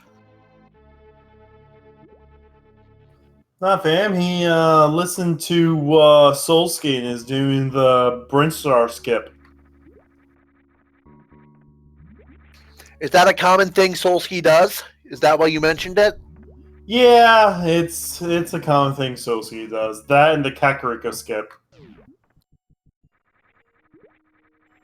Basically, if you have enough items that allows you to check a lot of late spear items, like if you get a decent amount, like, oh, I can go ahead and check all of Meridia and Norfair before I get Morph Ball or something like that. Some runners decide that, well, because Brinstars usually spear 1, spear 2, there must be a small chance for items to be there, basically. Gotcha. Same sort of Kakariko. I mean, if you're getting a whole bunch of things that let you go to spear 4 or 5 in the checks, then you can skip CAC, skip, that stuff. Oh, Neorific had a few things to say about that hammer. Did I just see some super missiles? He super missiled it.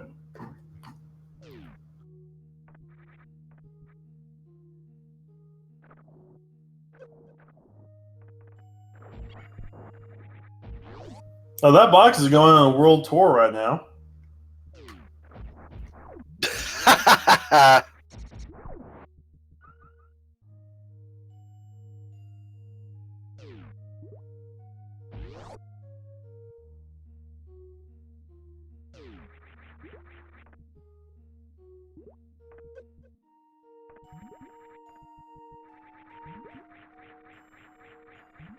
Meantime, it looks like Kajada89 decided he was done in it and has forfeited.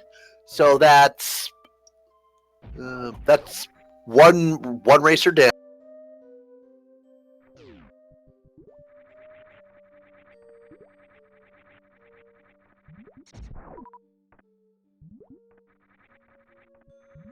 Alright, so NDS sees Ice and then Speed Booster!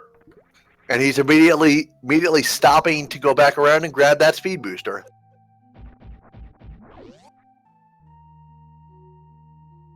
So Neaterific is the only one who's done the Eticoon area because he's the only one who's got Fire Rod.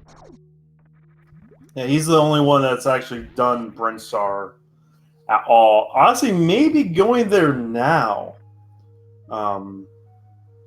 Going up, he's either doing that or going to Meridia. I actually think he's going to go to Meridia first. No, Or he's heading back toward Bubble Mountain. Or you want to make me a liar? Okay, I see you. Nito heading for Crocomire. Ready for a one-hit KO? Now, Crocomire is also not flagged to stop plasma beam shots because the game doesn't expect you to have plasma beam for him. So it just goes right through him and hits him over and over again until this. Ooh, and Diaz gets a real swag mid-air start spark to get his ice beam.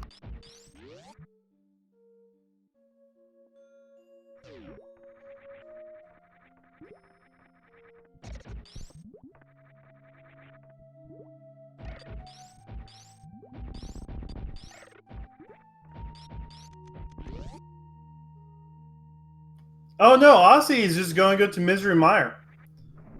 He's like, okay, I'm just going to take the time now to take the long way through. Right, he never got it. We don't have the flute, so you have to backdoor it. Oh, and Diaz getting low on health again. But he's almost done with Meridia, so he should be out there soon. And hopefully his reserve tank is full. That's full. That's why it's yellow. No, yellow just means there's energy in it. It doesn't mean it's full. He could have 1 energy in there for all we know.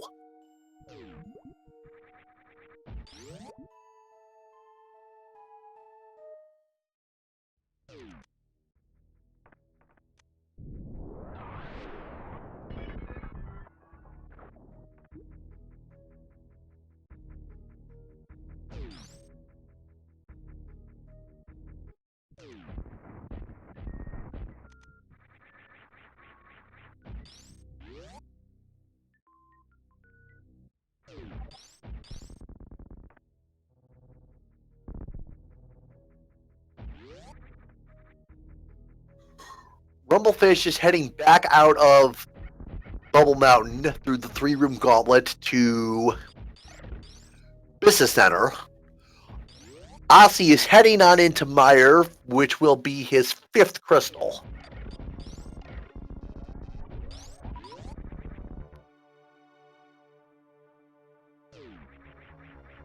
And Diaz about to go for his Kraid fight.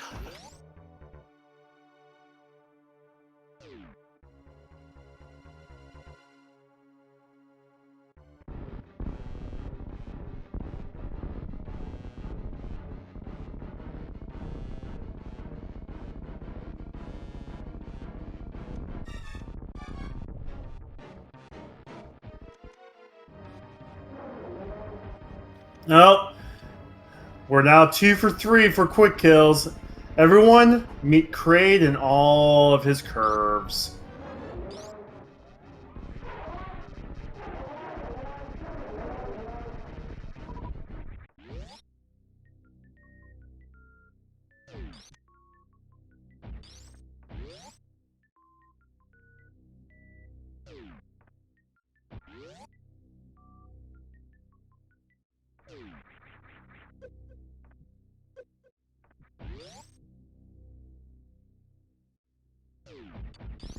So Mire has 2 items up for grabs, a whole bunch of rooms no one ever sees unless they're lost.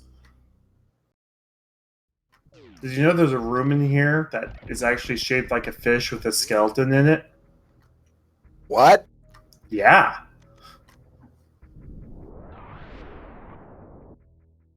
No one goes there. There's actually a free key there. But because there's so many keys in this... Oh, there's a flute, by the way! Aussie Really? find it in Mire? Aussie found it in Mire.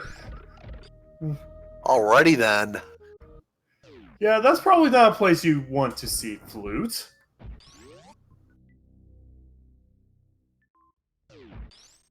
Oh, by the way, Neorific is going to show us what's on Ether Tablet. The blue cane. Okay. It's not bad, but not what we need.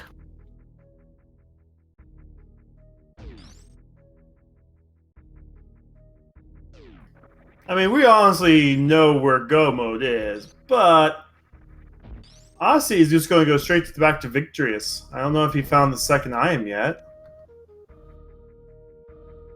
Yeah, he is absolutely all in on the Bryn skip. Ooh, yeah. Actually, this was a hard required double dip of Lower Norfair. I'm kind of blanking right now. Walk me through how the double dip is hard required. Gotta remember, Ether was in Super Bunny, which was obtainable through the myths. That was in Lower Norfair. Which were in Lower Norfair. Okay, got it. And so, in order to get back to Mire, you had to go through Lower Norfair because you can't flute back to Mire. Because the flume was in Mire. Okay, I'm tracking now. Yep. No, you're commentating. Mind of me is tracking. Here, let me put in the command.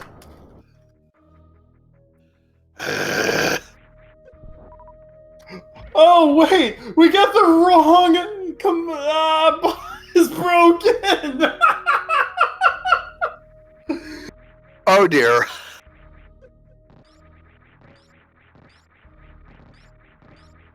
Well, that was hilarious.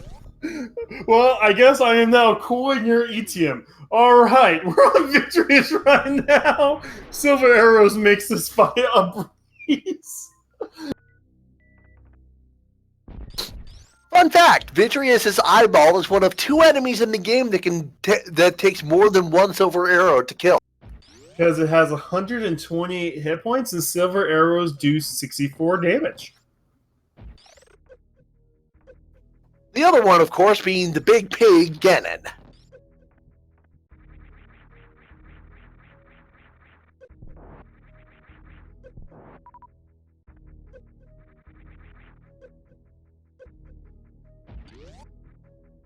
By the way, India's got his Mire.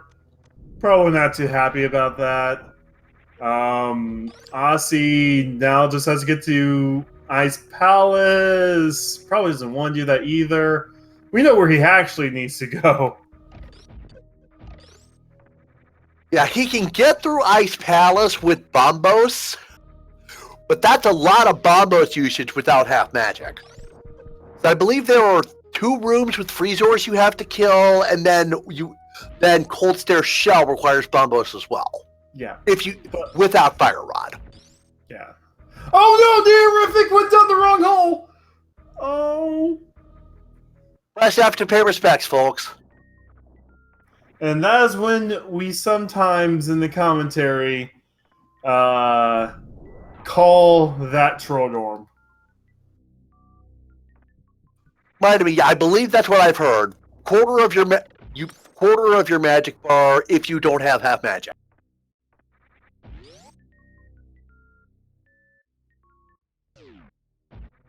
But these runners also have bottles. They're fine. I mean,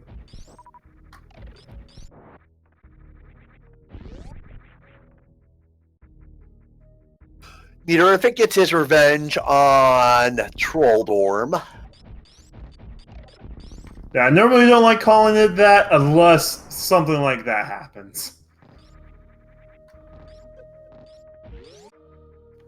That little 6-tile square there in that arena is why I dubbed the wrong hole.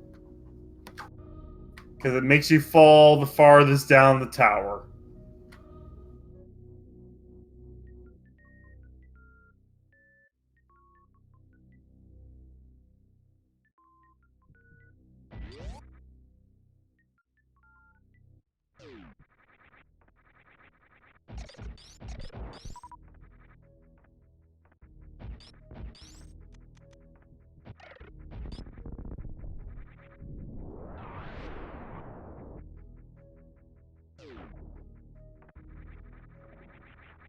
So Meteorific is now on Tempered Sword, which will make the Ganon fight a lot better for them.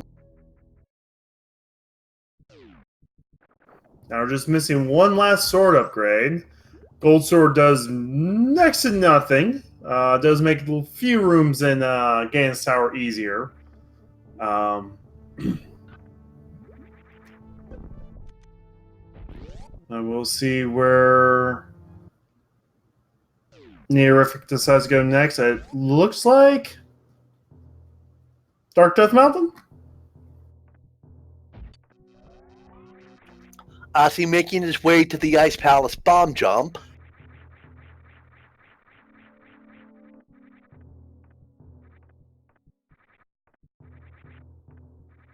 The Madman is trying to hover the gap. But then goes for bomb jump and gets it very easily. And Diaz on his way to Phantoon, which will be his last Super Metroid boss. Rumblefish, I believe, is in pod.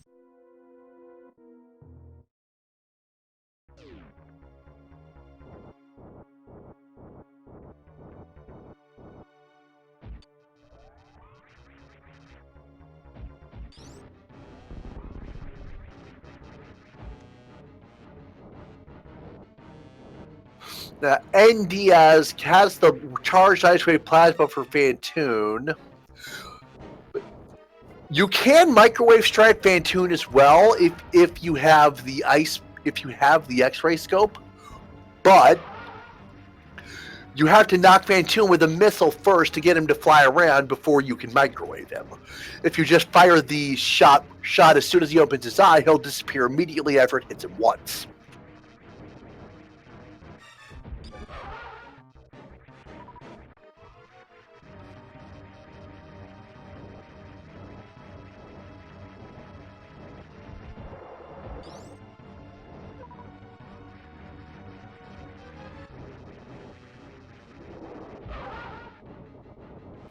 And Phantoon is down for NDS. That is 2 runners now with all of Super Metroid done. Nito is heading for Ice Palace. But NDS has some Zelda boss catch up to do. Meantime, advantage is clearly Ossie's at this point. He only has Ice Palace and Dragon left, and then he can go. Ice Palace, Skullwoods, and Dragon. But he has to get to Brinstar to find that fire rod. Now, he does know he's running out of spots to check. He knows he can't go anywhere farther into Turtle Rock, so he won't be going back up to Turtle Rock. He saw some pod, Green Pendant. He knows he has all Brinstar. That's probably where he'll go.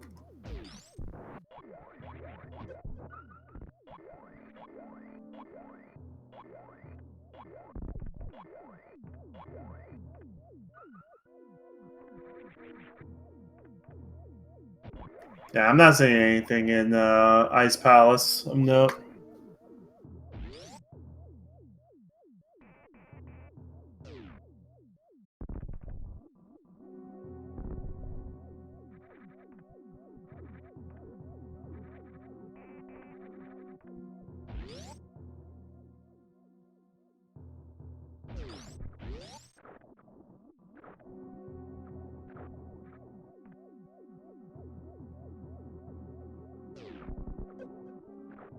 All right, so Ossie's about done with Ice Palace, so that's to drop down, say hi to Eyeball encased in ice.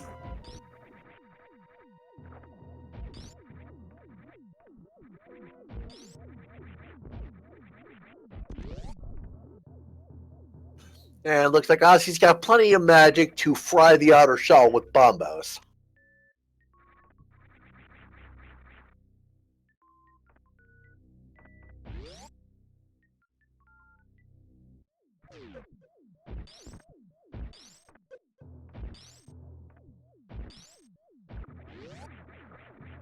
All right, he's going for hammer strats too.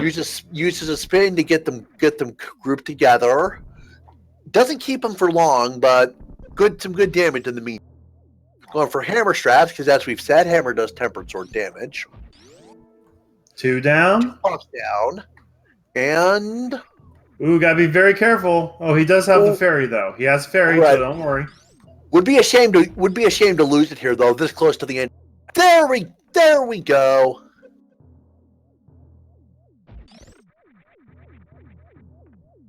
Neorific with the nice, fast, quick kill on Cold Stare. Yeah, it looks like Neorific used bombos so that he had fire rod shots left, which definitely saved him some time on Ossie. That doesn't matter. Ossie has 6 crystals. He's just missing the fire rod. Neorific has to find the Mire and then find his way back through Lure Norfair to Misery Mire.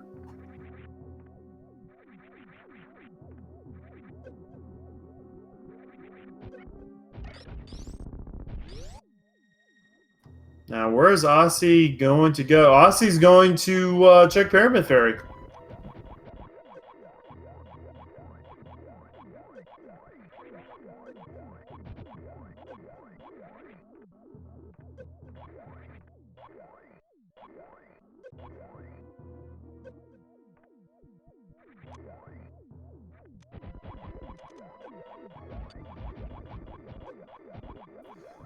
Okay, Rumblefish.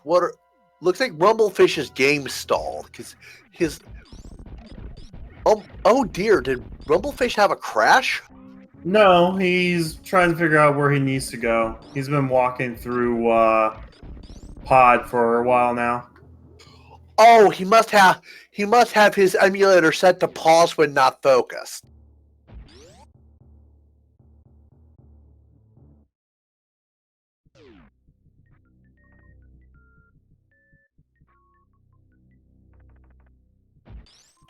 Mind me saying, Nidorufic does have the mirror. Yeah, he does. So which he's means that using. he's in go mode.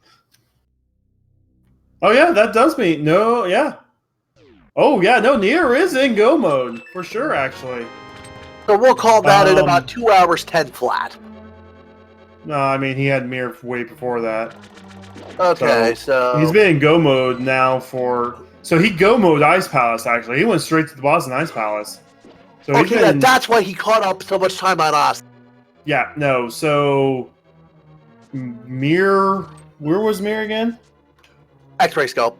X-ray. So he's been there for probably about 20 minutes now, 15 minutes now. Yeah. So that was like a 150 go mode.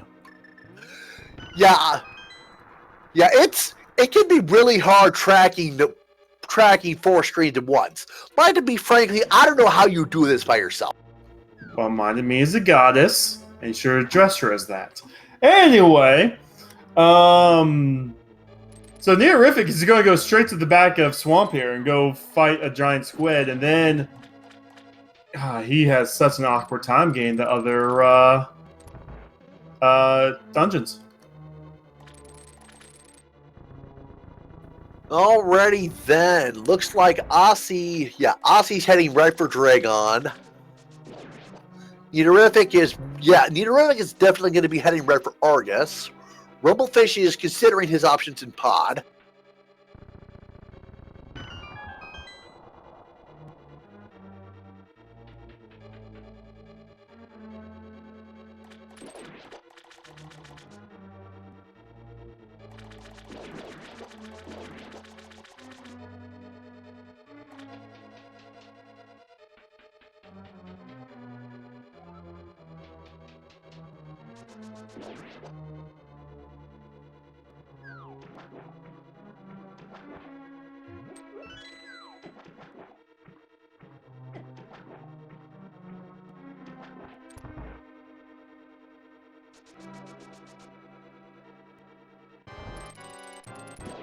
Alright, Aussie is at Dragon, and he's going for the grapple beam strats. All you do is you break open the turret on the wall with 3 missiles apiece, or a super missile, and then while Dragon has you grabbed like this, you latch onto the turret with the grappling beam, and that happened.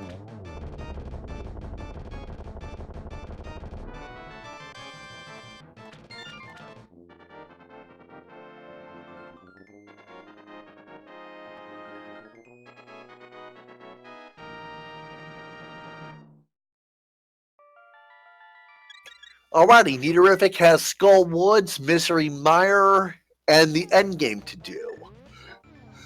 Aussie just has Skull Woods and the endgame, but as we've established, because Aussie just beat Dragon. Yet Aussie, you've got to go to Brinstar, please. He's going to check on Meridia for that fire rod, though. So Neorific has a very awkward path to get to Skull Woods and to Misery Mire. A very awkward path. How would you route this, Kachiri? You don't. Because, okay, so they're both kind of like in their own very dead ends.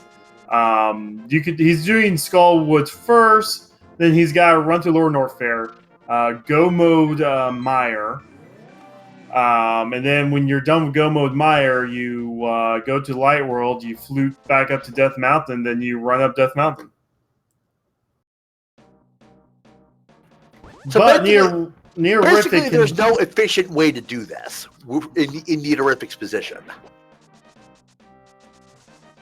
No, there isn't.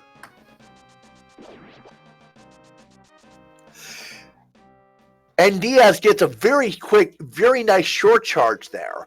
Now, that functions because the variable that tracked if Samus has speed echoes only increments on the specific frame of Samus's movement animation. While her actual speed increases constantly while the run button is held. So the idea is you tap the run button around that magic frame, and you get the shine charge at a shorter runway.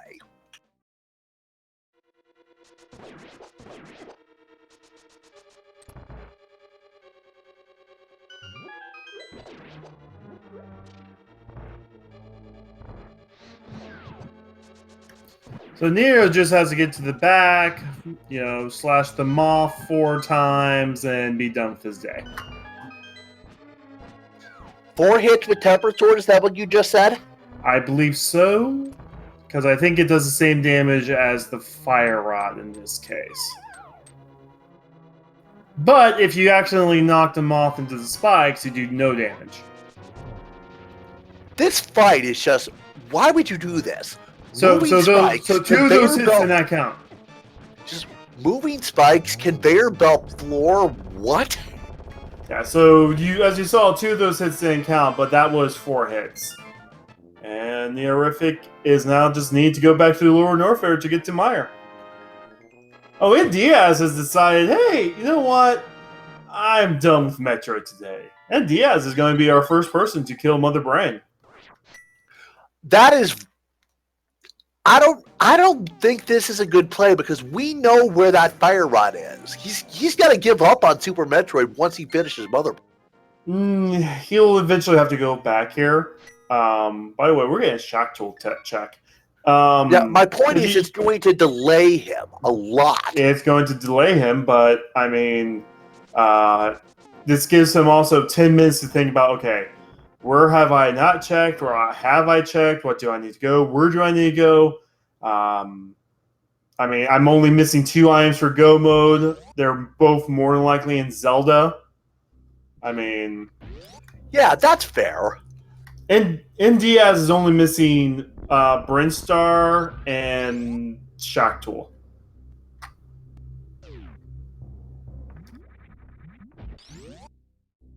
And so Neorific is running through Norfair. We'll go to Mire. We'll go mode Mire, and then we'll be set to move on.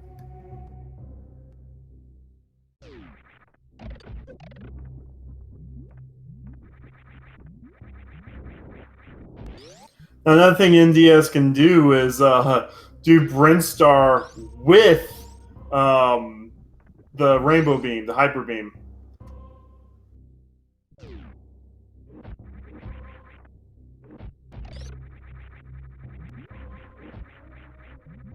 And I did not see what was Shock Tool. Ozzy didn't bother getting it. Oh, Bloomerang.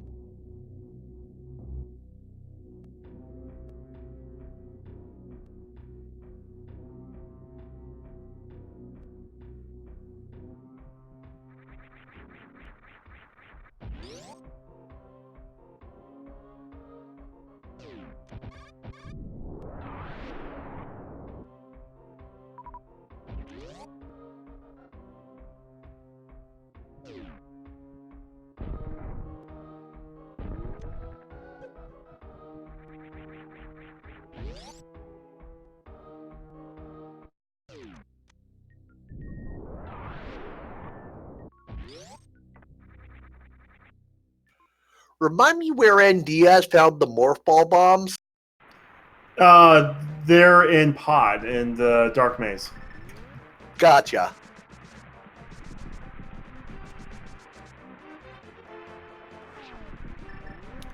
I don't think Rumblefish realizes he can't get the bomb to the pyramid. Oh, he's really... I'm sorry. He did the strategy he used for Aga Tower. That's what he took so long for. I feel so bad for laughing. I really do. I feel like that's the kind of mistake I would make in this game, just because I play the Zelda games so little. I know, and I feel so bad for laughing. I just thought that was...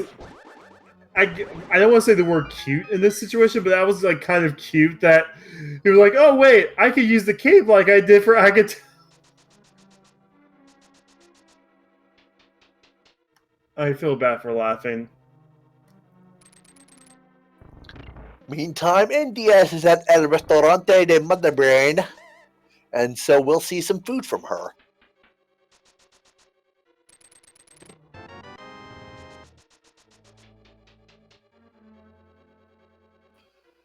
Serving up some onion rings along with a french fry beam. Some more onion rings and another french fry beam. A chicken nugget. Just one.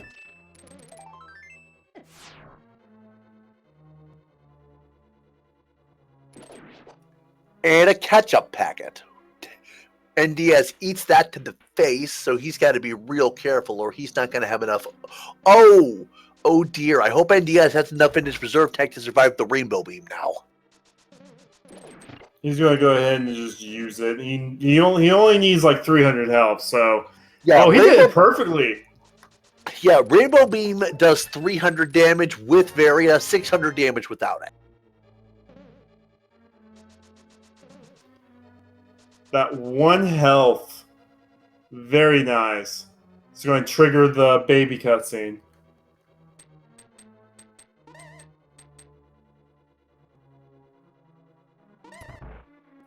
Alright, Nidoриfic is bull charging through Misery Mire at this point.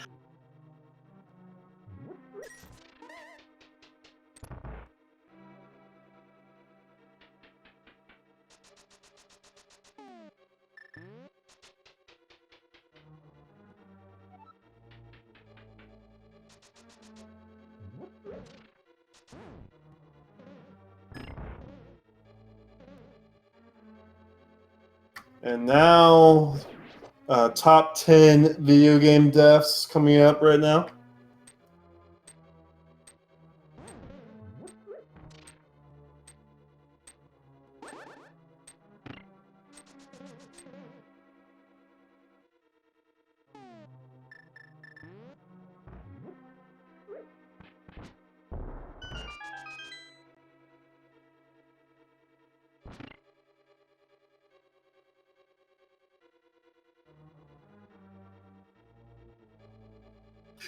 D-Lance, Rumblefish is very new to this. Probably He doesn't know how to get to Skull Woods either.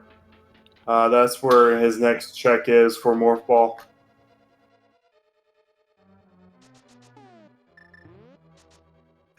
Yeah, we've all been there at some point.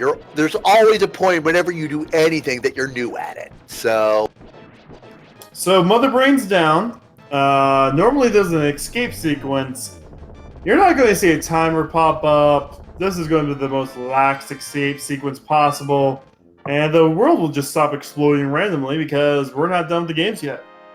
So right now, go ahead and get your single G's in chat for NDS for finishing Super Metroid. Alrighty, Aussie is back into Super Metroid at long last. He's been in Super Metroid. He just finished Meridia. Oh, right, he was doing Meridia. I had a brain fart. And yes, Nidoриfic has all of his Link to the Past dungeons done. So there are 22 locations where the Ganon's Tower Big Key can be. So let's see what you guys think it might be in. I'm going to go with my old guess. 4 always win. All right. The reason why we need the big key is the only way we can get to Ganon is to beat Aga 2, and Aga 2 is at the top of the tower, hiding behind some big doors.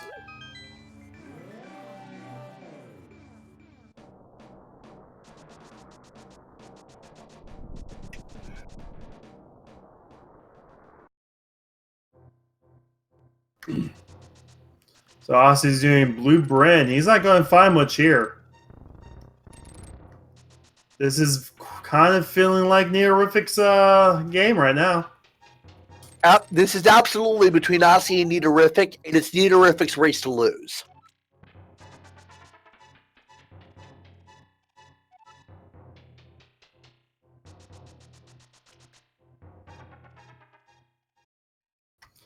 Don't forget, Speed Gaming Live is coming up in a couple months. The Link to Past qualifiers are going on right now.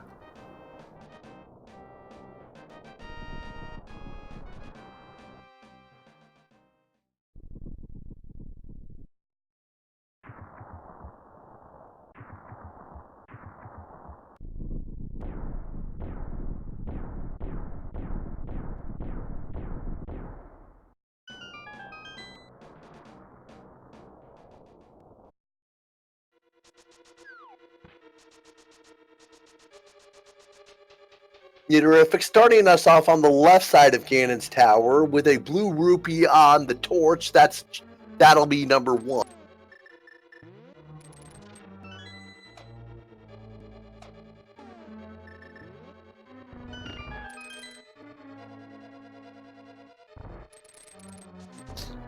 Onto the Stalfos room for 2, 3, 4, and 5.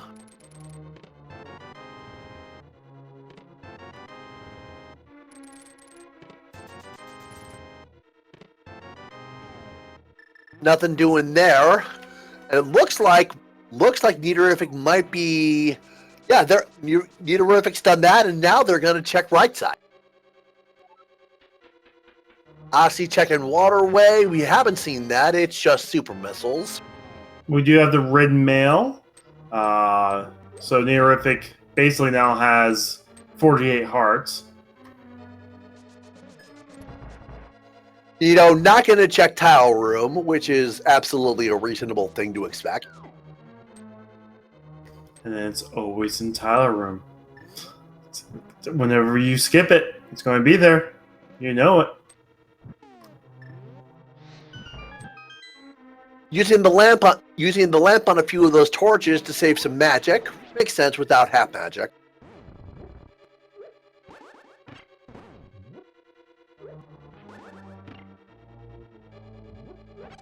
Got 4 more items coming up here. This is the compass room, correct? I don't know the names in these rooms. Oh, there's the big key. Was that so he did left side first? He did. There were 5 checks on left side, 6, 7. I think that was 9. That would be 9. I think Town Wise Man was our wise man today.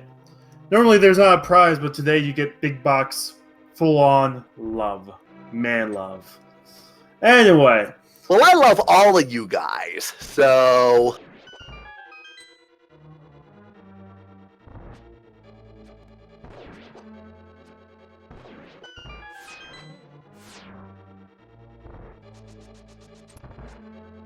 All right, Rumblefish has finally gotten their morph ball.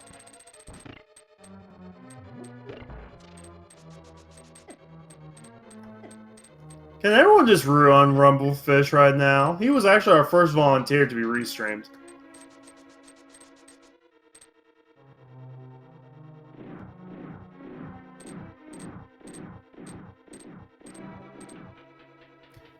Like, if the bot was working,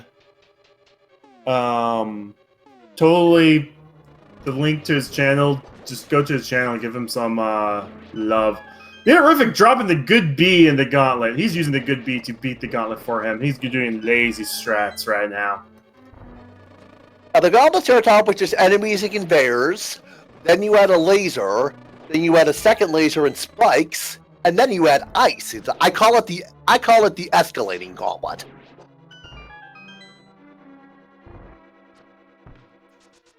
Ossie's finally making his play. He's finally gonna have his fire rod and put himself into go mode. We're about 40 minutes behind on go mode. Mind you, all he has to do is skull woods, but he has to get back out of Super Metroid to get there. Alright, we can call go mode at 2 hours, 28, 50, around 50 for Ossie. But while that's going on, Neorific is more than halfway done with Ganon's tower. Takes out Landmo too.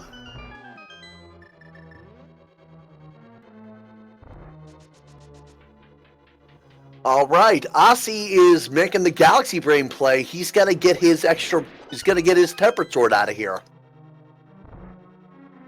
Terrific goes for Samaria strats on the Wizrobe room there. Gets it very effectively. Does it again right here. Again very effectively. Okay.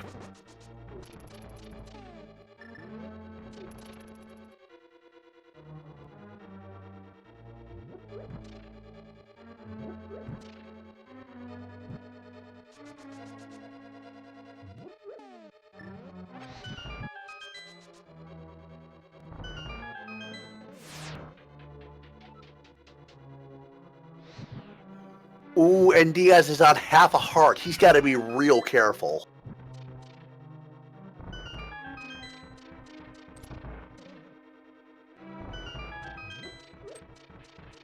I just noticed he has 33 bombs right now. Must have found a bunch of the bomb capacity upgrades. Ozzy had decided he's going to finish off Super Metroid first and then finish off Link to the Past. Now, technically, that is faster, kind of. The game actually, logically, has you do Super Metroid first. By the way, Moldorum's last gift is 20 rupees, and Neorific is about to his Aga 2 fight.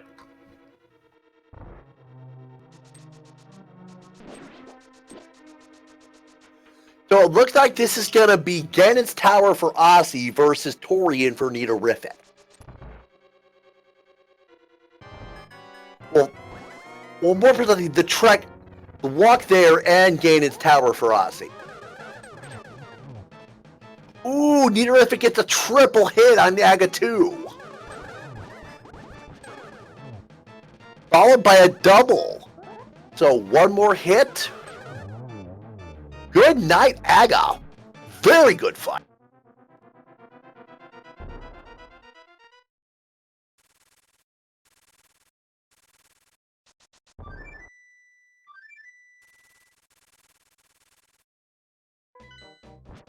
All right, Neorific is about ready to crack open the pyramid and fight Ganon. Have you seen V31 yet in action? Seen what? The current randomizer, V31. Well, not current. It's about ready to come out here next month, I think. In action yet? I have not.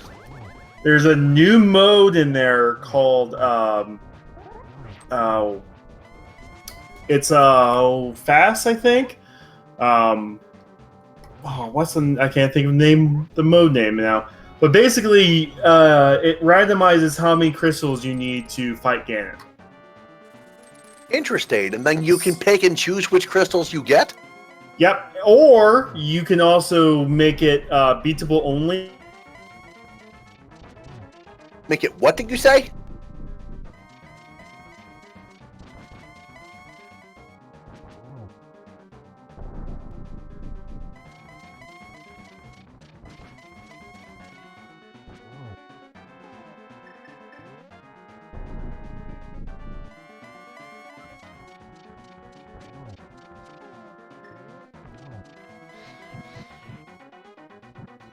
Neorific doesn't quite get the torch glitch. Looks like Katsiri might be having connection trouble. I'll fly solo for a bit. So Ganon takes four silver arrows.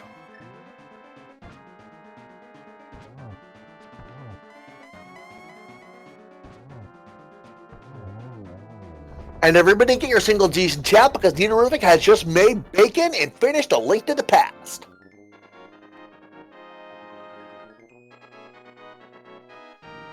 Yeah, I can still see Katsiri in our commentary Discord, but if he's there, I can't hear him.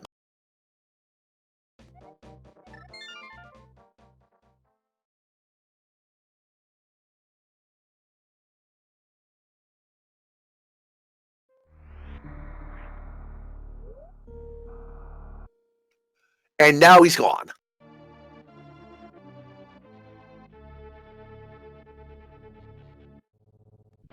Alrighty, Ozzy taking damage to set up the stand-up glitch. Ozzy unequipped Varia suit, so he's taking 600 damage from the Rainbow Beam. And now, because for reasons, let's say, the game did not get him stuck to the ground. So he stays in the air when the game tries to force you down right there. Now he just had one more spot to stay in the air through, and then he'll be able to deal damage to Mother Brain Phase 3 while the Metroid is refilling him.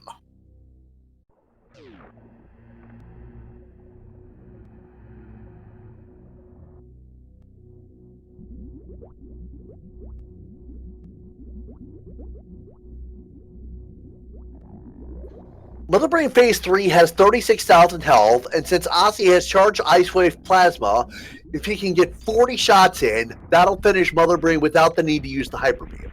But you do have to be careful here. the Metroid will stop following you once your health is full. So if when your health is full, if you're in a position where Mother Brain can't damage it, you can soft lock the game that way.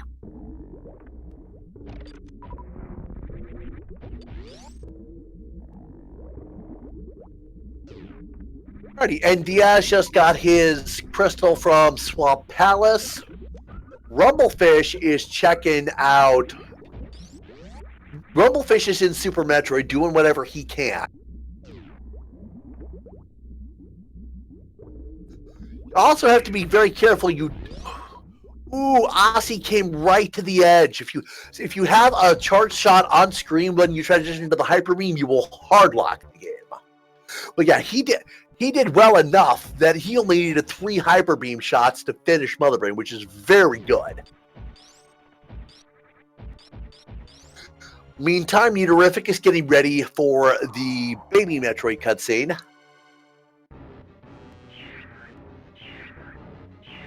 And yeah, Katira confirming in Discord his internet died. So I will be flying solo the rest of the night, folks.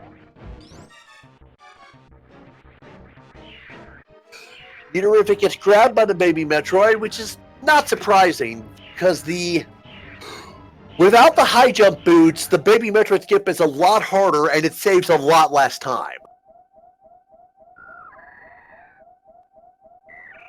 Talking about video games in chat, I started off with a Nintendo at my uncle's home, and then eventually I got a Sega Genesis and a Super Nintendo as birthday and Christmas gifts.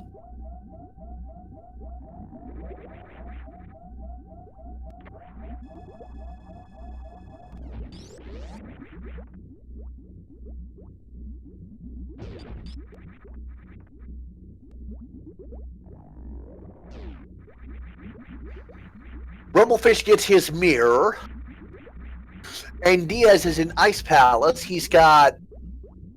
After Ice Palace, he's got Tower of Hera, Misery Mire, Skull Woods, and Ice Palace.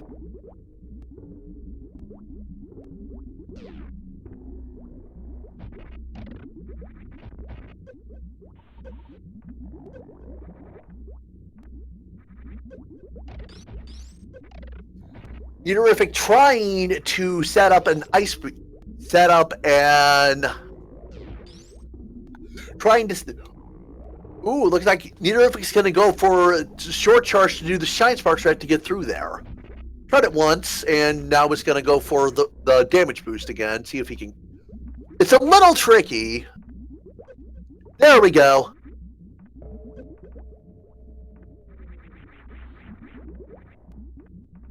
Meantime, Aussie heading to the back of Skull Woods, and we will. Nidorific on Mother Brain Phase 1. Phase 1 has 3,000 health, and you need at least 18 projectiles to break the glass before the fight can transition to Phase 2.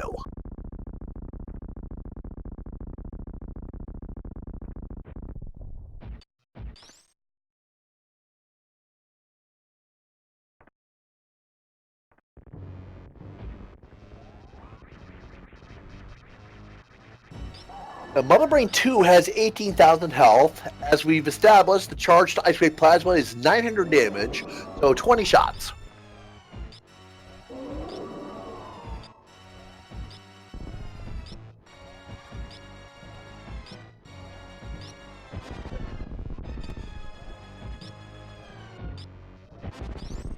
Aussie gets his Mothula kill in, and that is his 7th crystal. Nidorific taking damage to get ready for the stand-up glitch.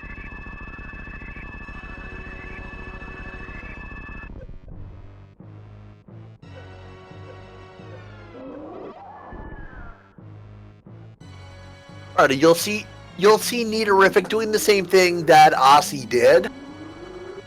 NDS notably did not do the stand-up glitch when he fought Mother Brain, because you need at least 7 energy tanks for it to work. And Diaz only had 5.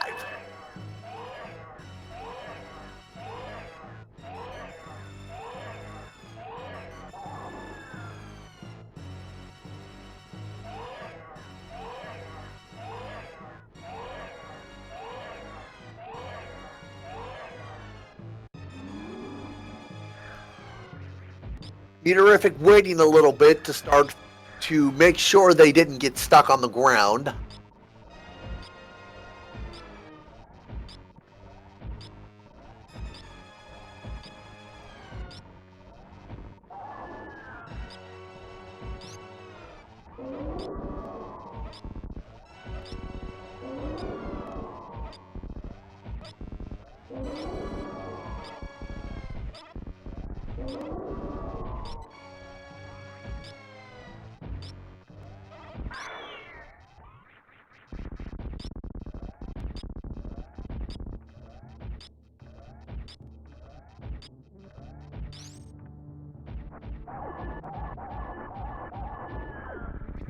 And Meterific needing 7 Hyper Beam shots to finish off Mother Brain.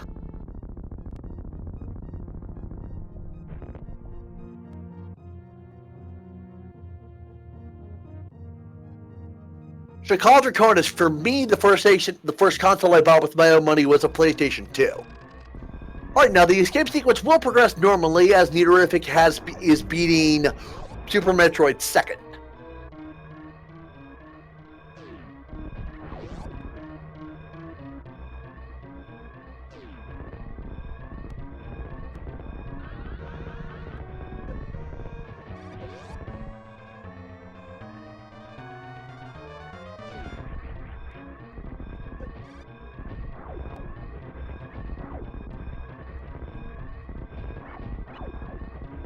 Meantime, Ozzy is checking the Stalfos room in Ganon's tower. Rumblefish is heading down to the bottom of basement of Tower of Hera, because I believe that is where the big key was. And Diaz is on his way through Ice Palace.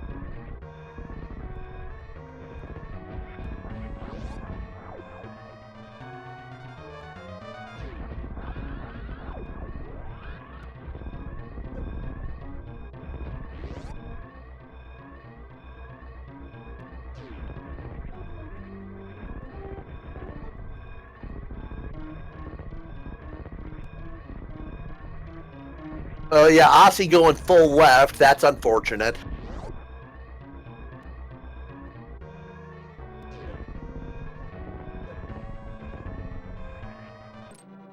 Alrighty, folks, get your GGs in chat. Meterific has finished in 2nd place with a time of 2 hours 43 flat. Itaka finished first with 2:40.55. And this is. It always blows my mind that you can have 2 and 3 hour races and then have finishes within minutes of each other.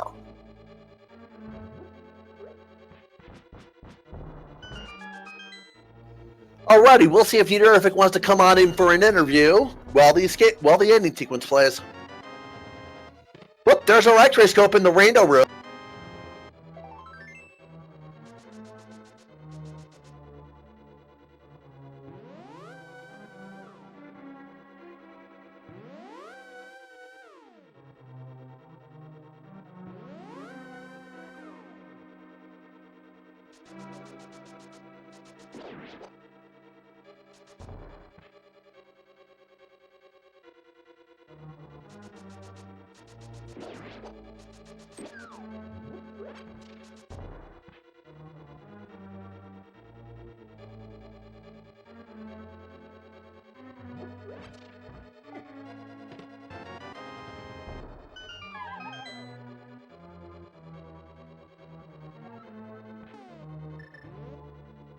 Alrighty, Ozzy's up to the Ice Armos fight, and Diaz caught a fairy in a bottle. And we are joined by Meterific. GG, bro. Thanks. You don't sound all that enthusiastic, but how was the seed for you? What did you think of? Oh, my heart is full of regrets. All those little things I could have cut to save 2 minutes needed to beat Itaka. Yeah, I get what you mean. Let's start off with my standard question. While you were rounding yourself out, what did you feel best about it? Well, I really like my Super Metroid boss fights. They were extremely quick kills. As for Link to the Past, I'm glad I stayed out of it for a while because most of the stuff I needed was in Super Metroid. Past Negative, I mean. once we had Morph Ball and the first set of power bombs.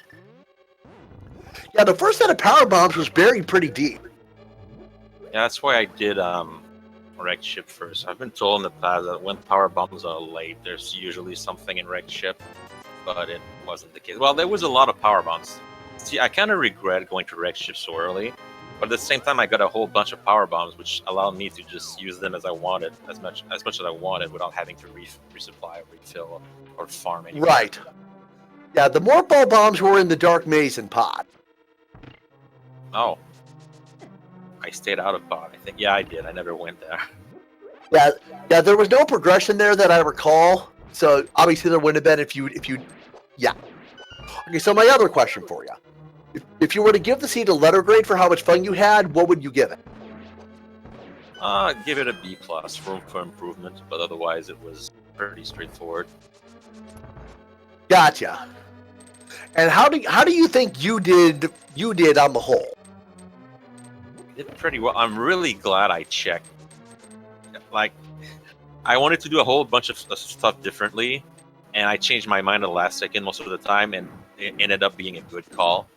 Like, for instance, I wanted to do Ice and Swamp, but then I remembered that I would end up in Death Mountain after Lower Norfair.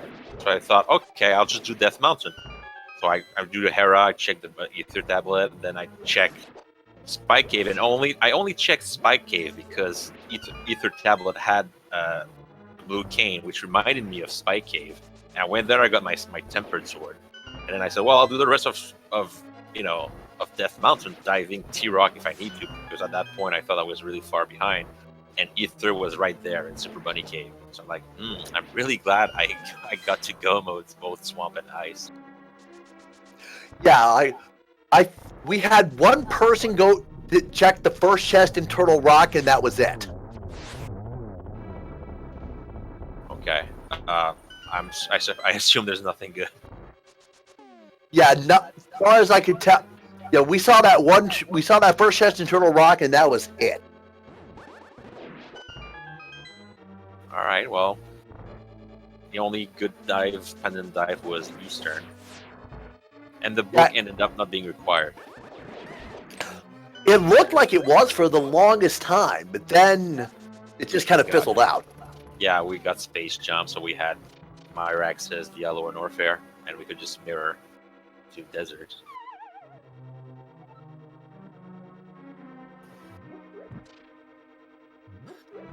Do you have any other comments you'd like to make about the seed, about the field, anything like that? It was pretty good, straightforward.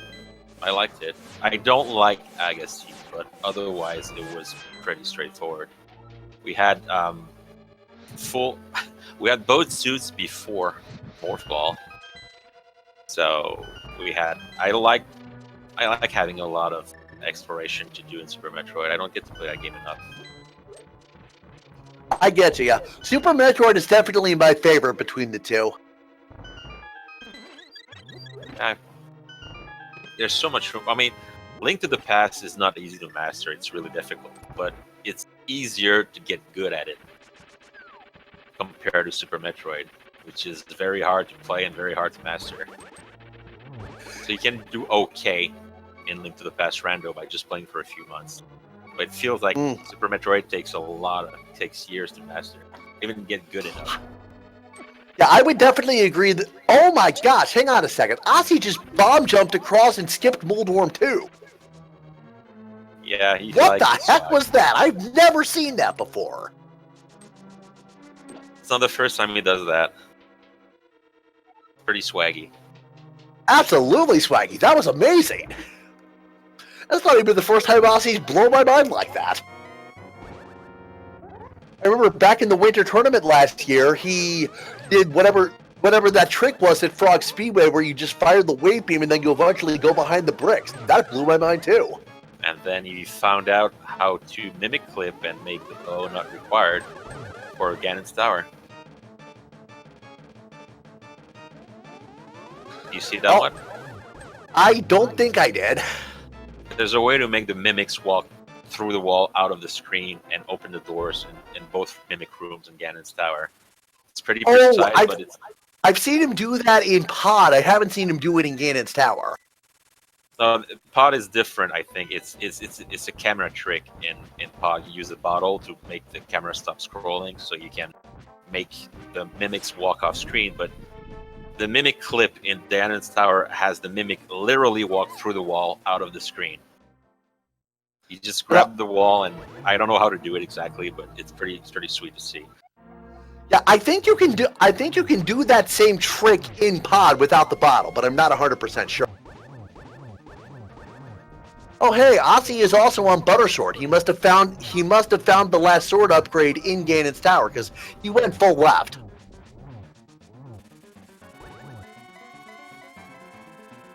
I always do the Pinky the Rose route in Ganon's Tower, which is Dark Magician, except instead of going all the way to Ice Armos, you just mirror back to the left side. But I didn't need to do that because Big Key was right side. All right, do you have any final comments, Neaterific? No, I'll let you comment the rest of the scene. Thanks for having me. You're very welcome. Have a great night.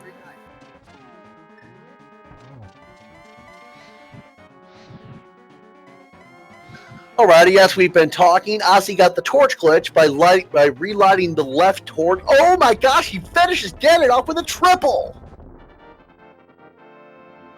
Meantime, Rumblefish is having some trouble with Moldorm, but gets him eventually. And NDS is in Super Metroid. Alrighty, Ozzy has officially finished in 3rd place with a time of 2 hours 52:12, and we'll see if we can get him in for an interview as well.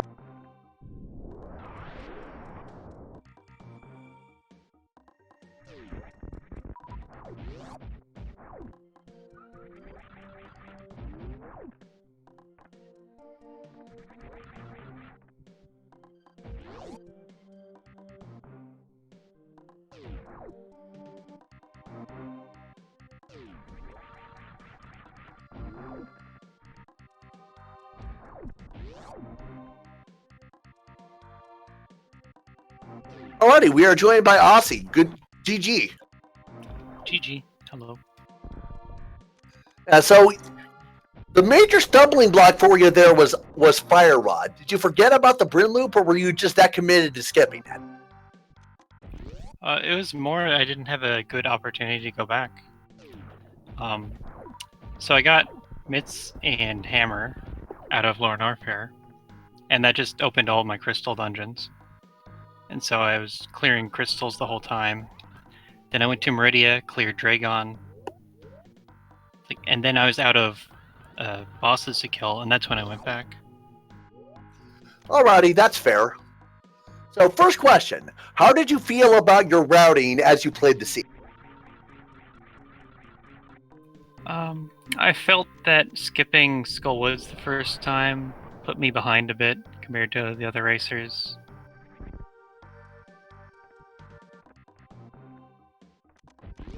Yeah, Skullwoods turned out to be a pretty good play since the Morph Ball was there. Morph Ball was in the middle, right? Yeah. It was in the front or something. I'm trying to remember where the first sword was. I'm blanking on it too, frankly. Yeah, I had Aga on my mind kind of early. But Paradox Ever since Cave I was saw- where the first sword was. Okay. Well, like, since I saw the cape and headlamp already, it's probably Aga. Yeah, Agassi turned out to be the right call there. Yeah. A pod should have had something. It's a bit surprising, because we got the bow. Looking backtrack for a second, and Diaz has forfeited.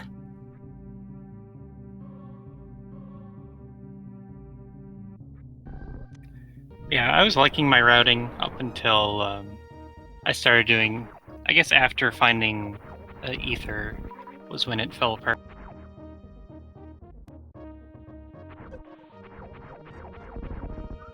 So, like, I was hoping that Hammer and Mitts would lead to Fire Rod. But if it wasn't, like, in one of the crystal dungeons, I was expecting it to be in Bryn Loop. But I just didn't have a good reason to go back to Brinstar. Gotcha. So my other standard question: letter grade for how much fun you have with the seed. It's a solid B, maybe B plus. And Neaterific said the same thing. Yep. I like the seed. I liked having all the movement items by the end. Early boots. I got to show off a lot of tricks. Got to put in some of my max percent strats, but then I ended up missing almost all of them. Yeah, sometimes it just shakes out like that. It's unfortunate. Yeah. The important thing is first try mold arm bounce.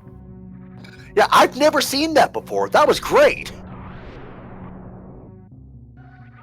Yeah, Hitaka's asking for an explanation on how that works. I'd like that too, if you could. Okay, so I think technically how it works is when you're in damage frames, you like fly farther when you get knocked back from hitting Moldorm. So the bomb is there to give you damage frames, but it has to hit the same frame that you sword slash Moldorm. And that's why it's hard, because it's frame perfect. Hello. Hello, NDS. GG. GG. Yeah, GG. this was definitely a nasty. This scene was pretty rude.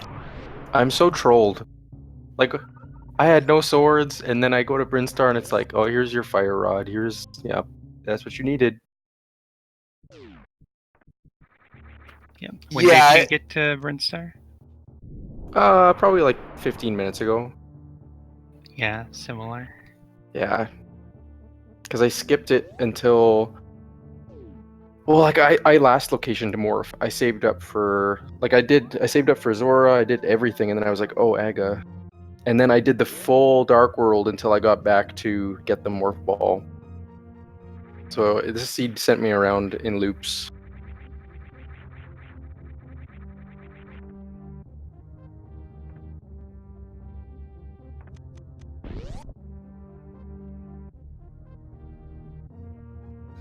so NDS, my standard question: how did you feel about your routing? Really bad. This is probably the worst I've routed in forever. The fact that it's like 3 hours in and I'm not close to being done. It was just like little things. Like if I had just done my normal routing, I would have grabbed Morph Ball right away. Normally I just pop into Skullwoods to check those 2 chests, but I didn't today for some reason.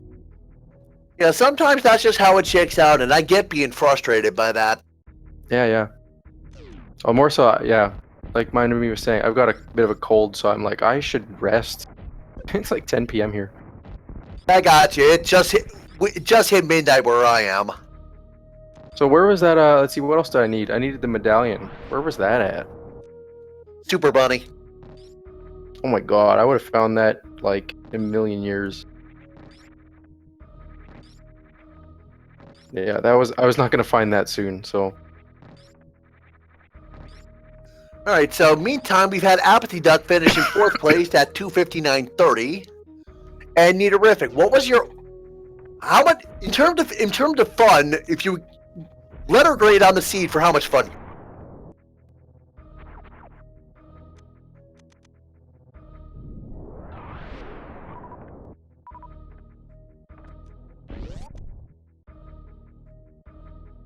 Yeah, I didn't find the seed very fun. Because it was like... not very difficult, it was just like long-winded. Gotcha. Yeah, it was okay though. It was pretty chill. I had some buddies in my chat, we were hanging out. Yeah, it's always nice to have chat to interact with.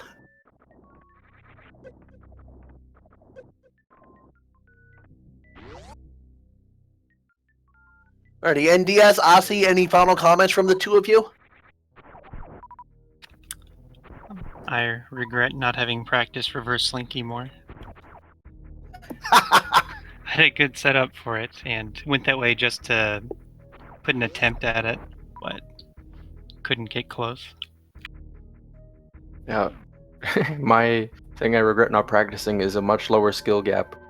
I've not practiced hammer, cold orm, or whatever, cold stare, cold orm. I'm sleepy.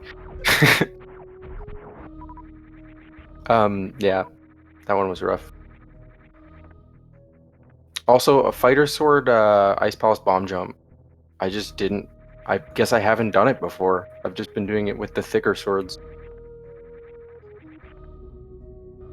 Gotcha. Well, thanks to both of you for racing. I had a great time watching the two of you. Anything else you two want to say before we let you go? No. See you later. I gotta go get some sleep. Alrighty. Have a good night, NDS. Have a good night, Aussie. Yep. Good night.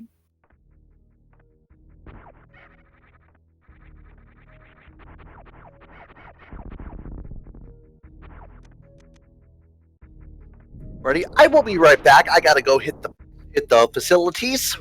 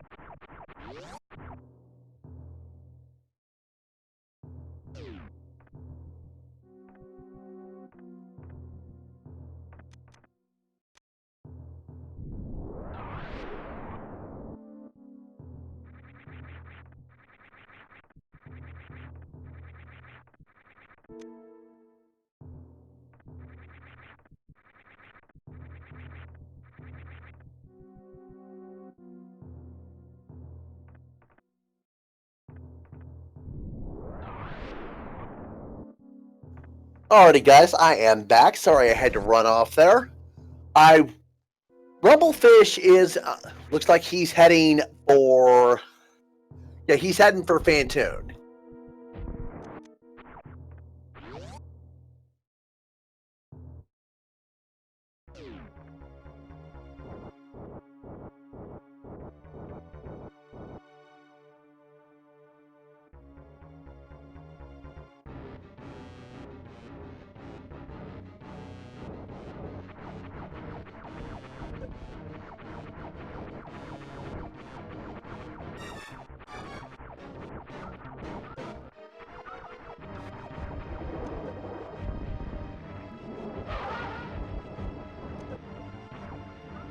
Alrighty, yeah, let's get some shout outs for Rumblefish. He's a real trooper.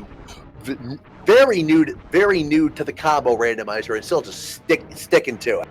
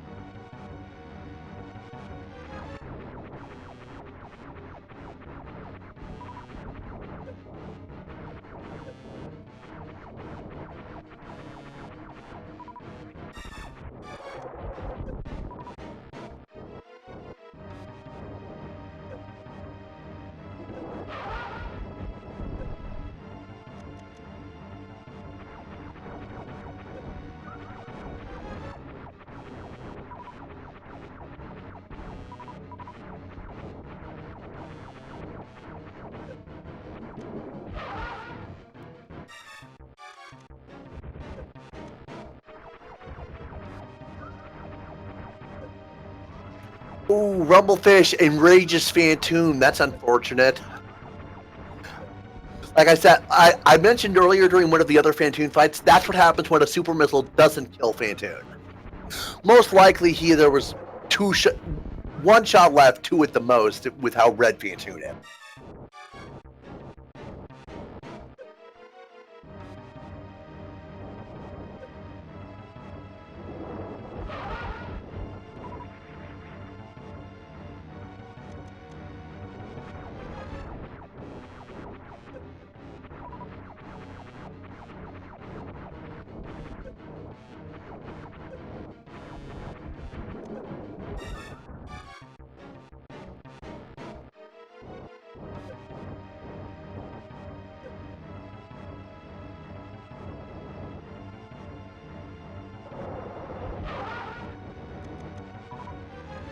And there we go. Phantoon is down for Rumblefish. That is 3 crystals and 2 Super Metroid bosses.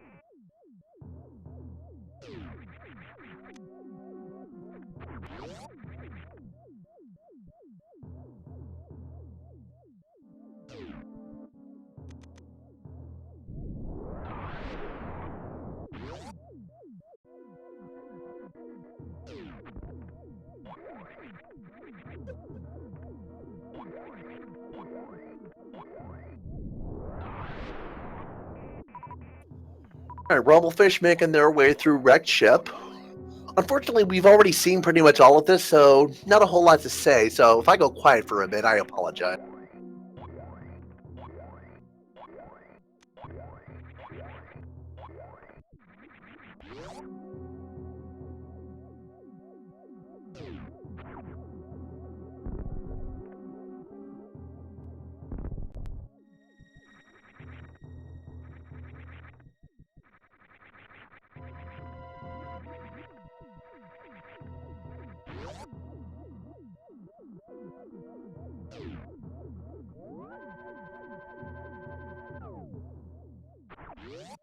Looks like Rumblefish making the safety save, convenient save, so that they can check the Wrecked Ship energy tank.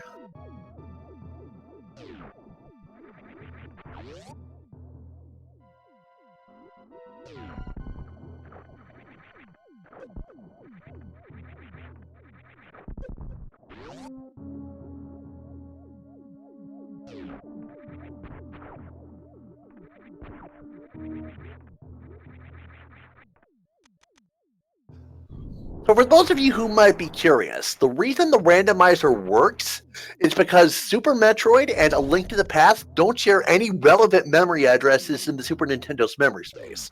So it's possible to just combine the 2 ROMs into an EX high ROM package, and then obviously the code logic to randomize items, and then the transition points, which we've all seen.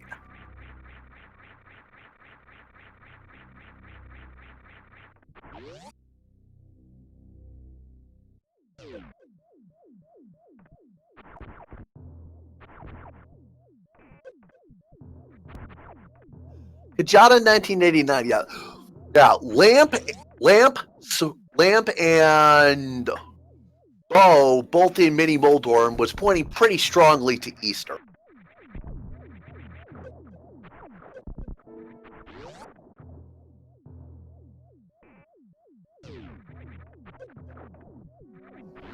And our tracker behind me has reminded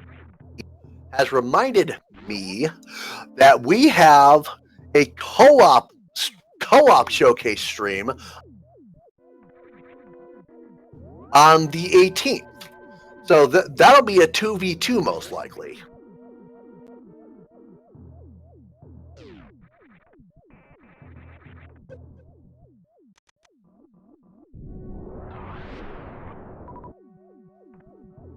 Alrighty, and Diaz, you have a good night. Hope you feel better.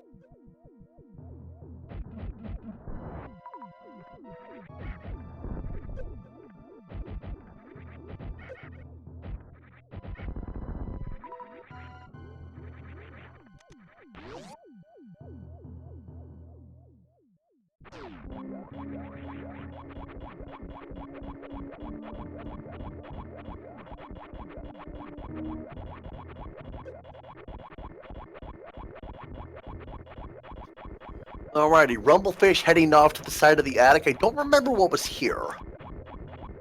Oh, right, power bombs.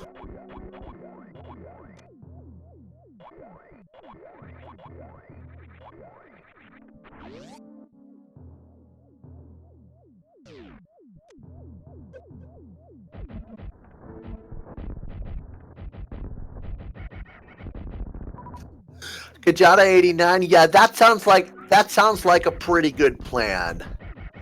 I've got a couple of friends who run the Link to the Past rando, and they've both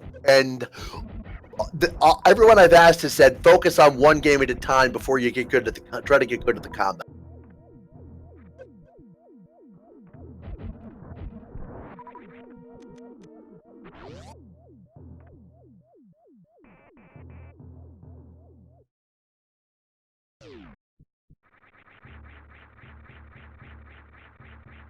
Alrighty, Rumblefish is heading for the item in the sky, which I believe was just money.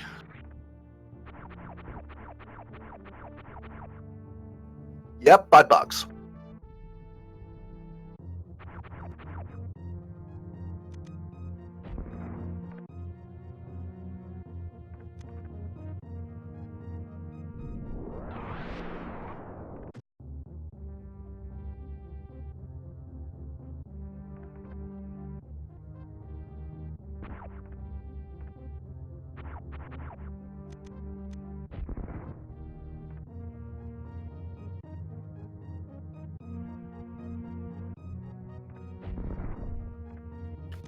Alrighty, in the meantime, Hatch 78 had finished in 5th place with a time of 3 hours, 14:16.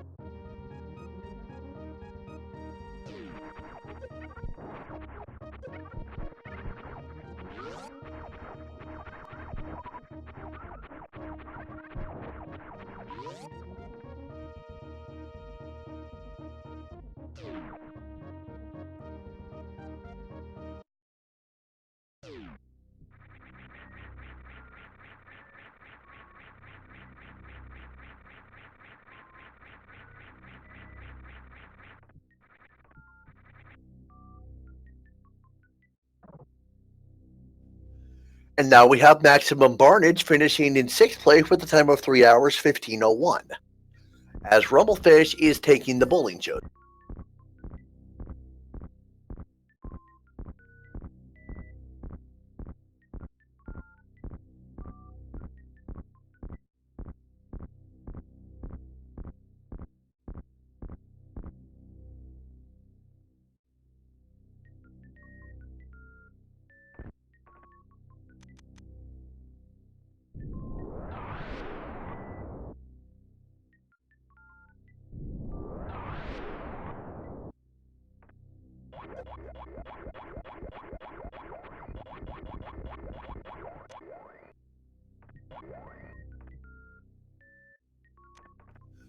Anthony Gnomes 38, yeah, NDS forfeited because he wanted to get to bed because he was sick.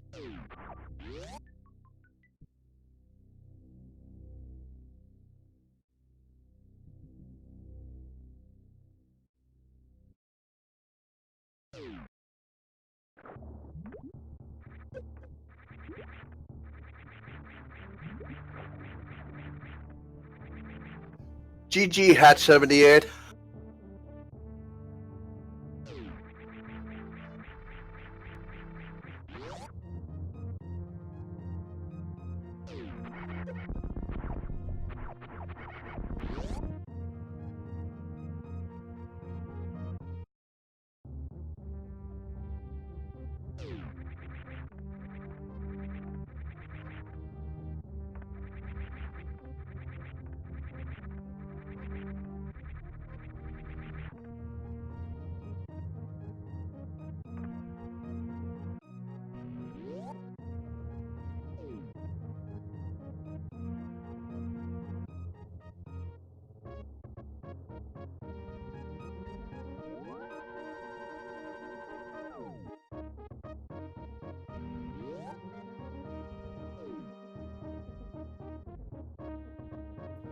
Alrighty, Rumblefish has a lot of options at this point. Looks like he's considering what to do.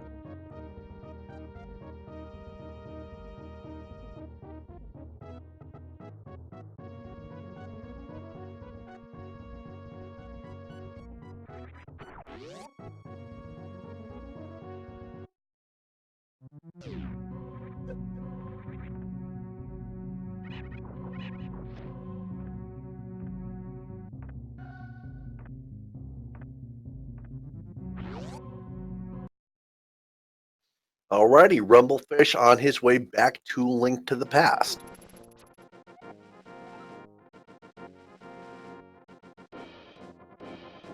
Considering his options.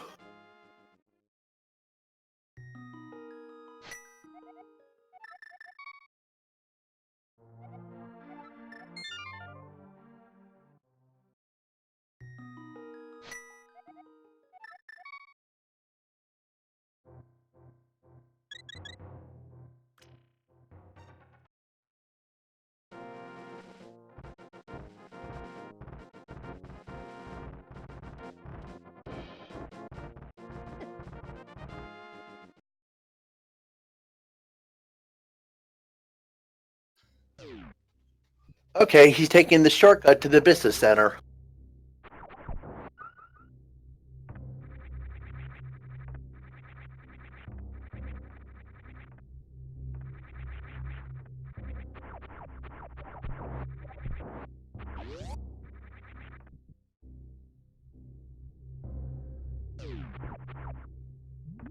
Now, Rumblefish has access to Lower Norfair, can do that if they want.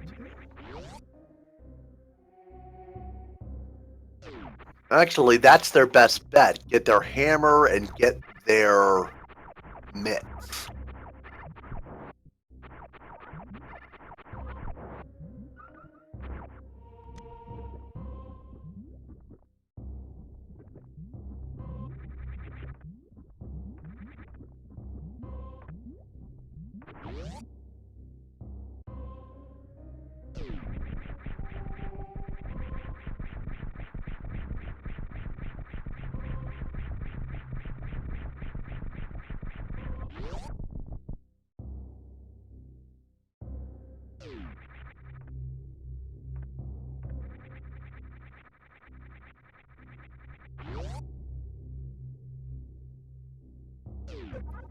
Now, Rumblefish now going back for checks that they couldn't do because before they got the Morph Ball.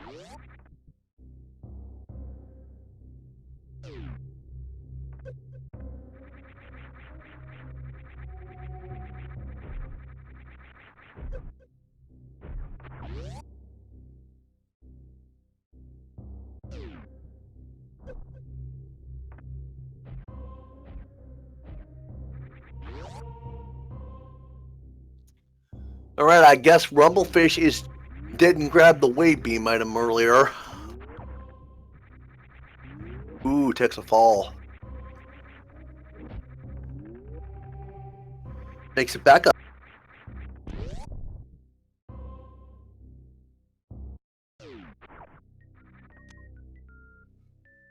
Money, money, money.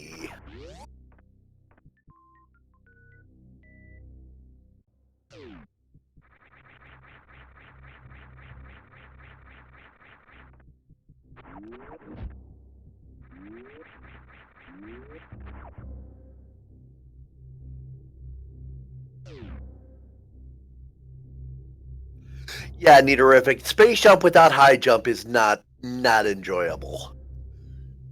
Rumblefish considering their options again. Not a problem. Nothing wrong with that.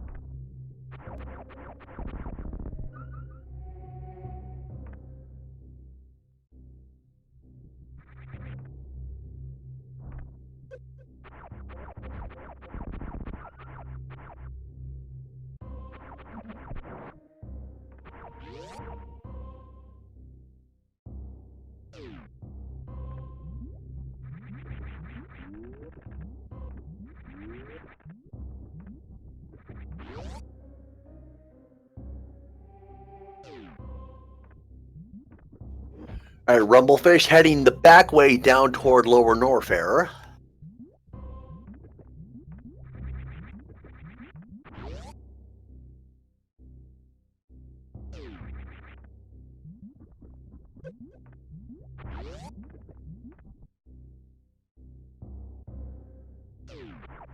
What do you have in mind, Rumblefish?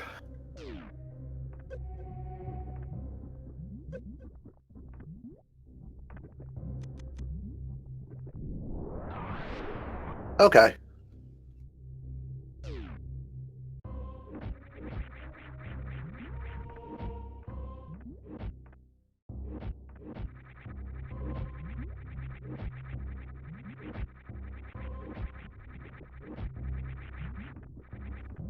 Alrighty, Rumblefish is on their way.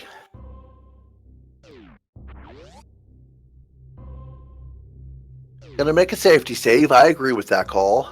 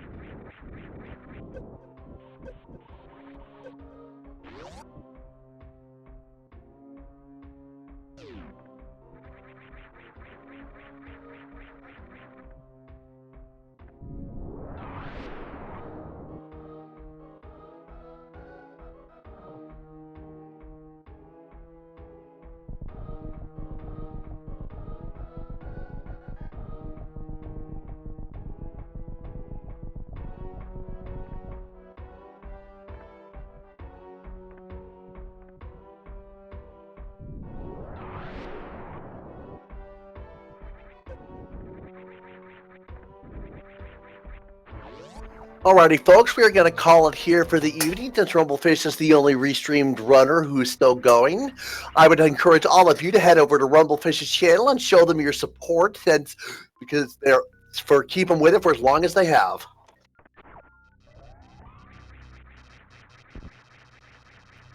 In the meantime, thank you very much for watching tonight. I've had a great time casting for you guys. I am Big Bocked. Kachiri was with me earlier, but he had some connection trouble and had to call it off. And we will see you next mission.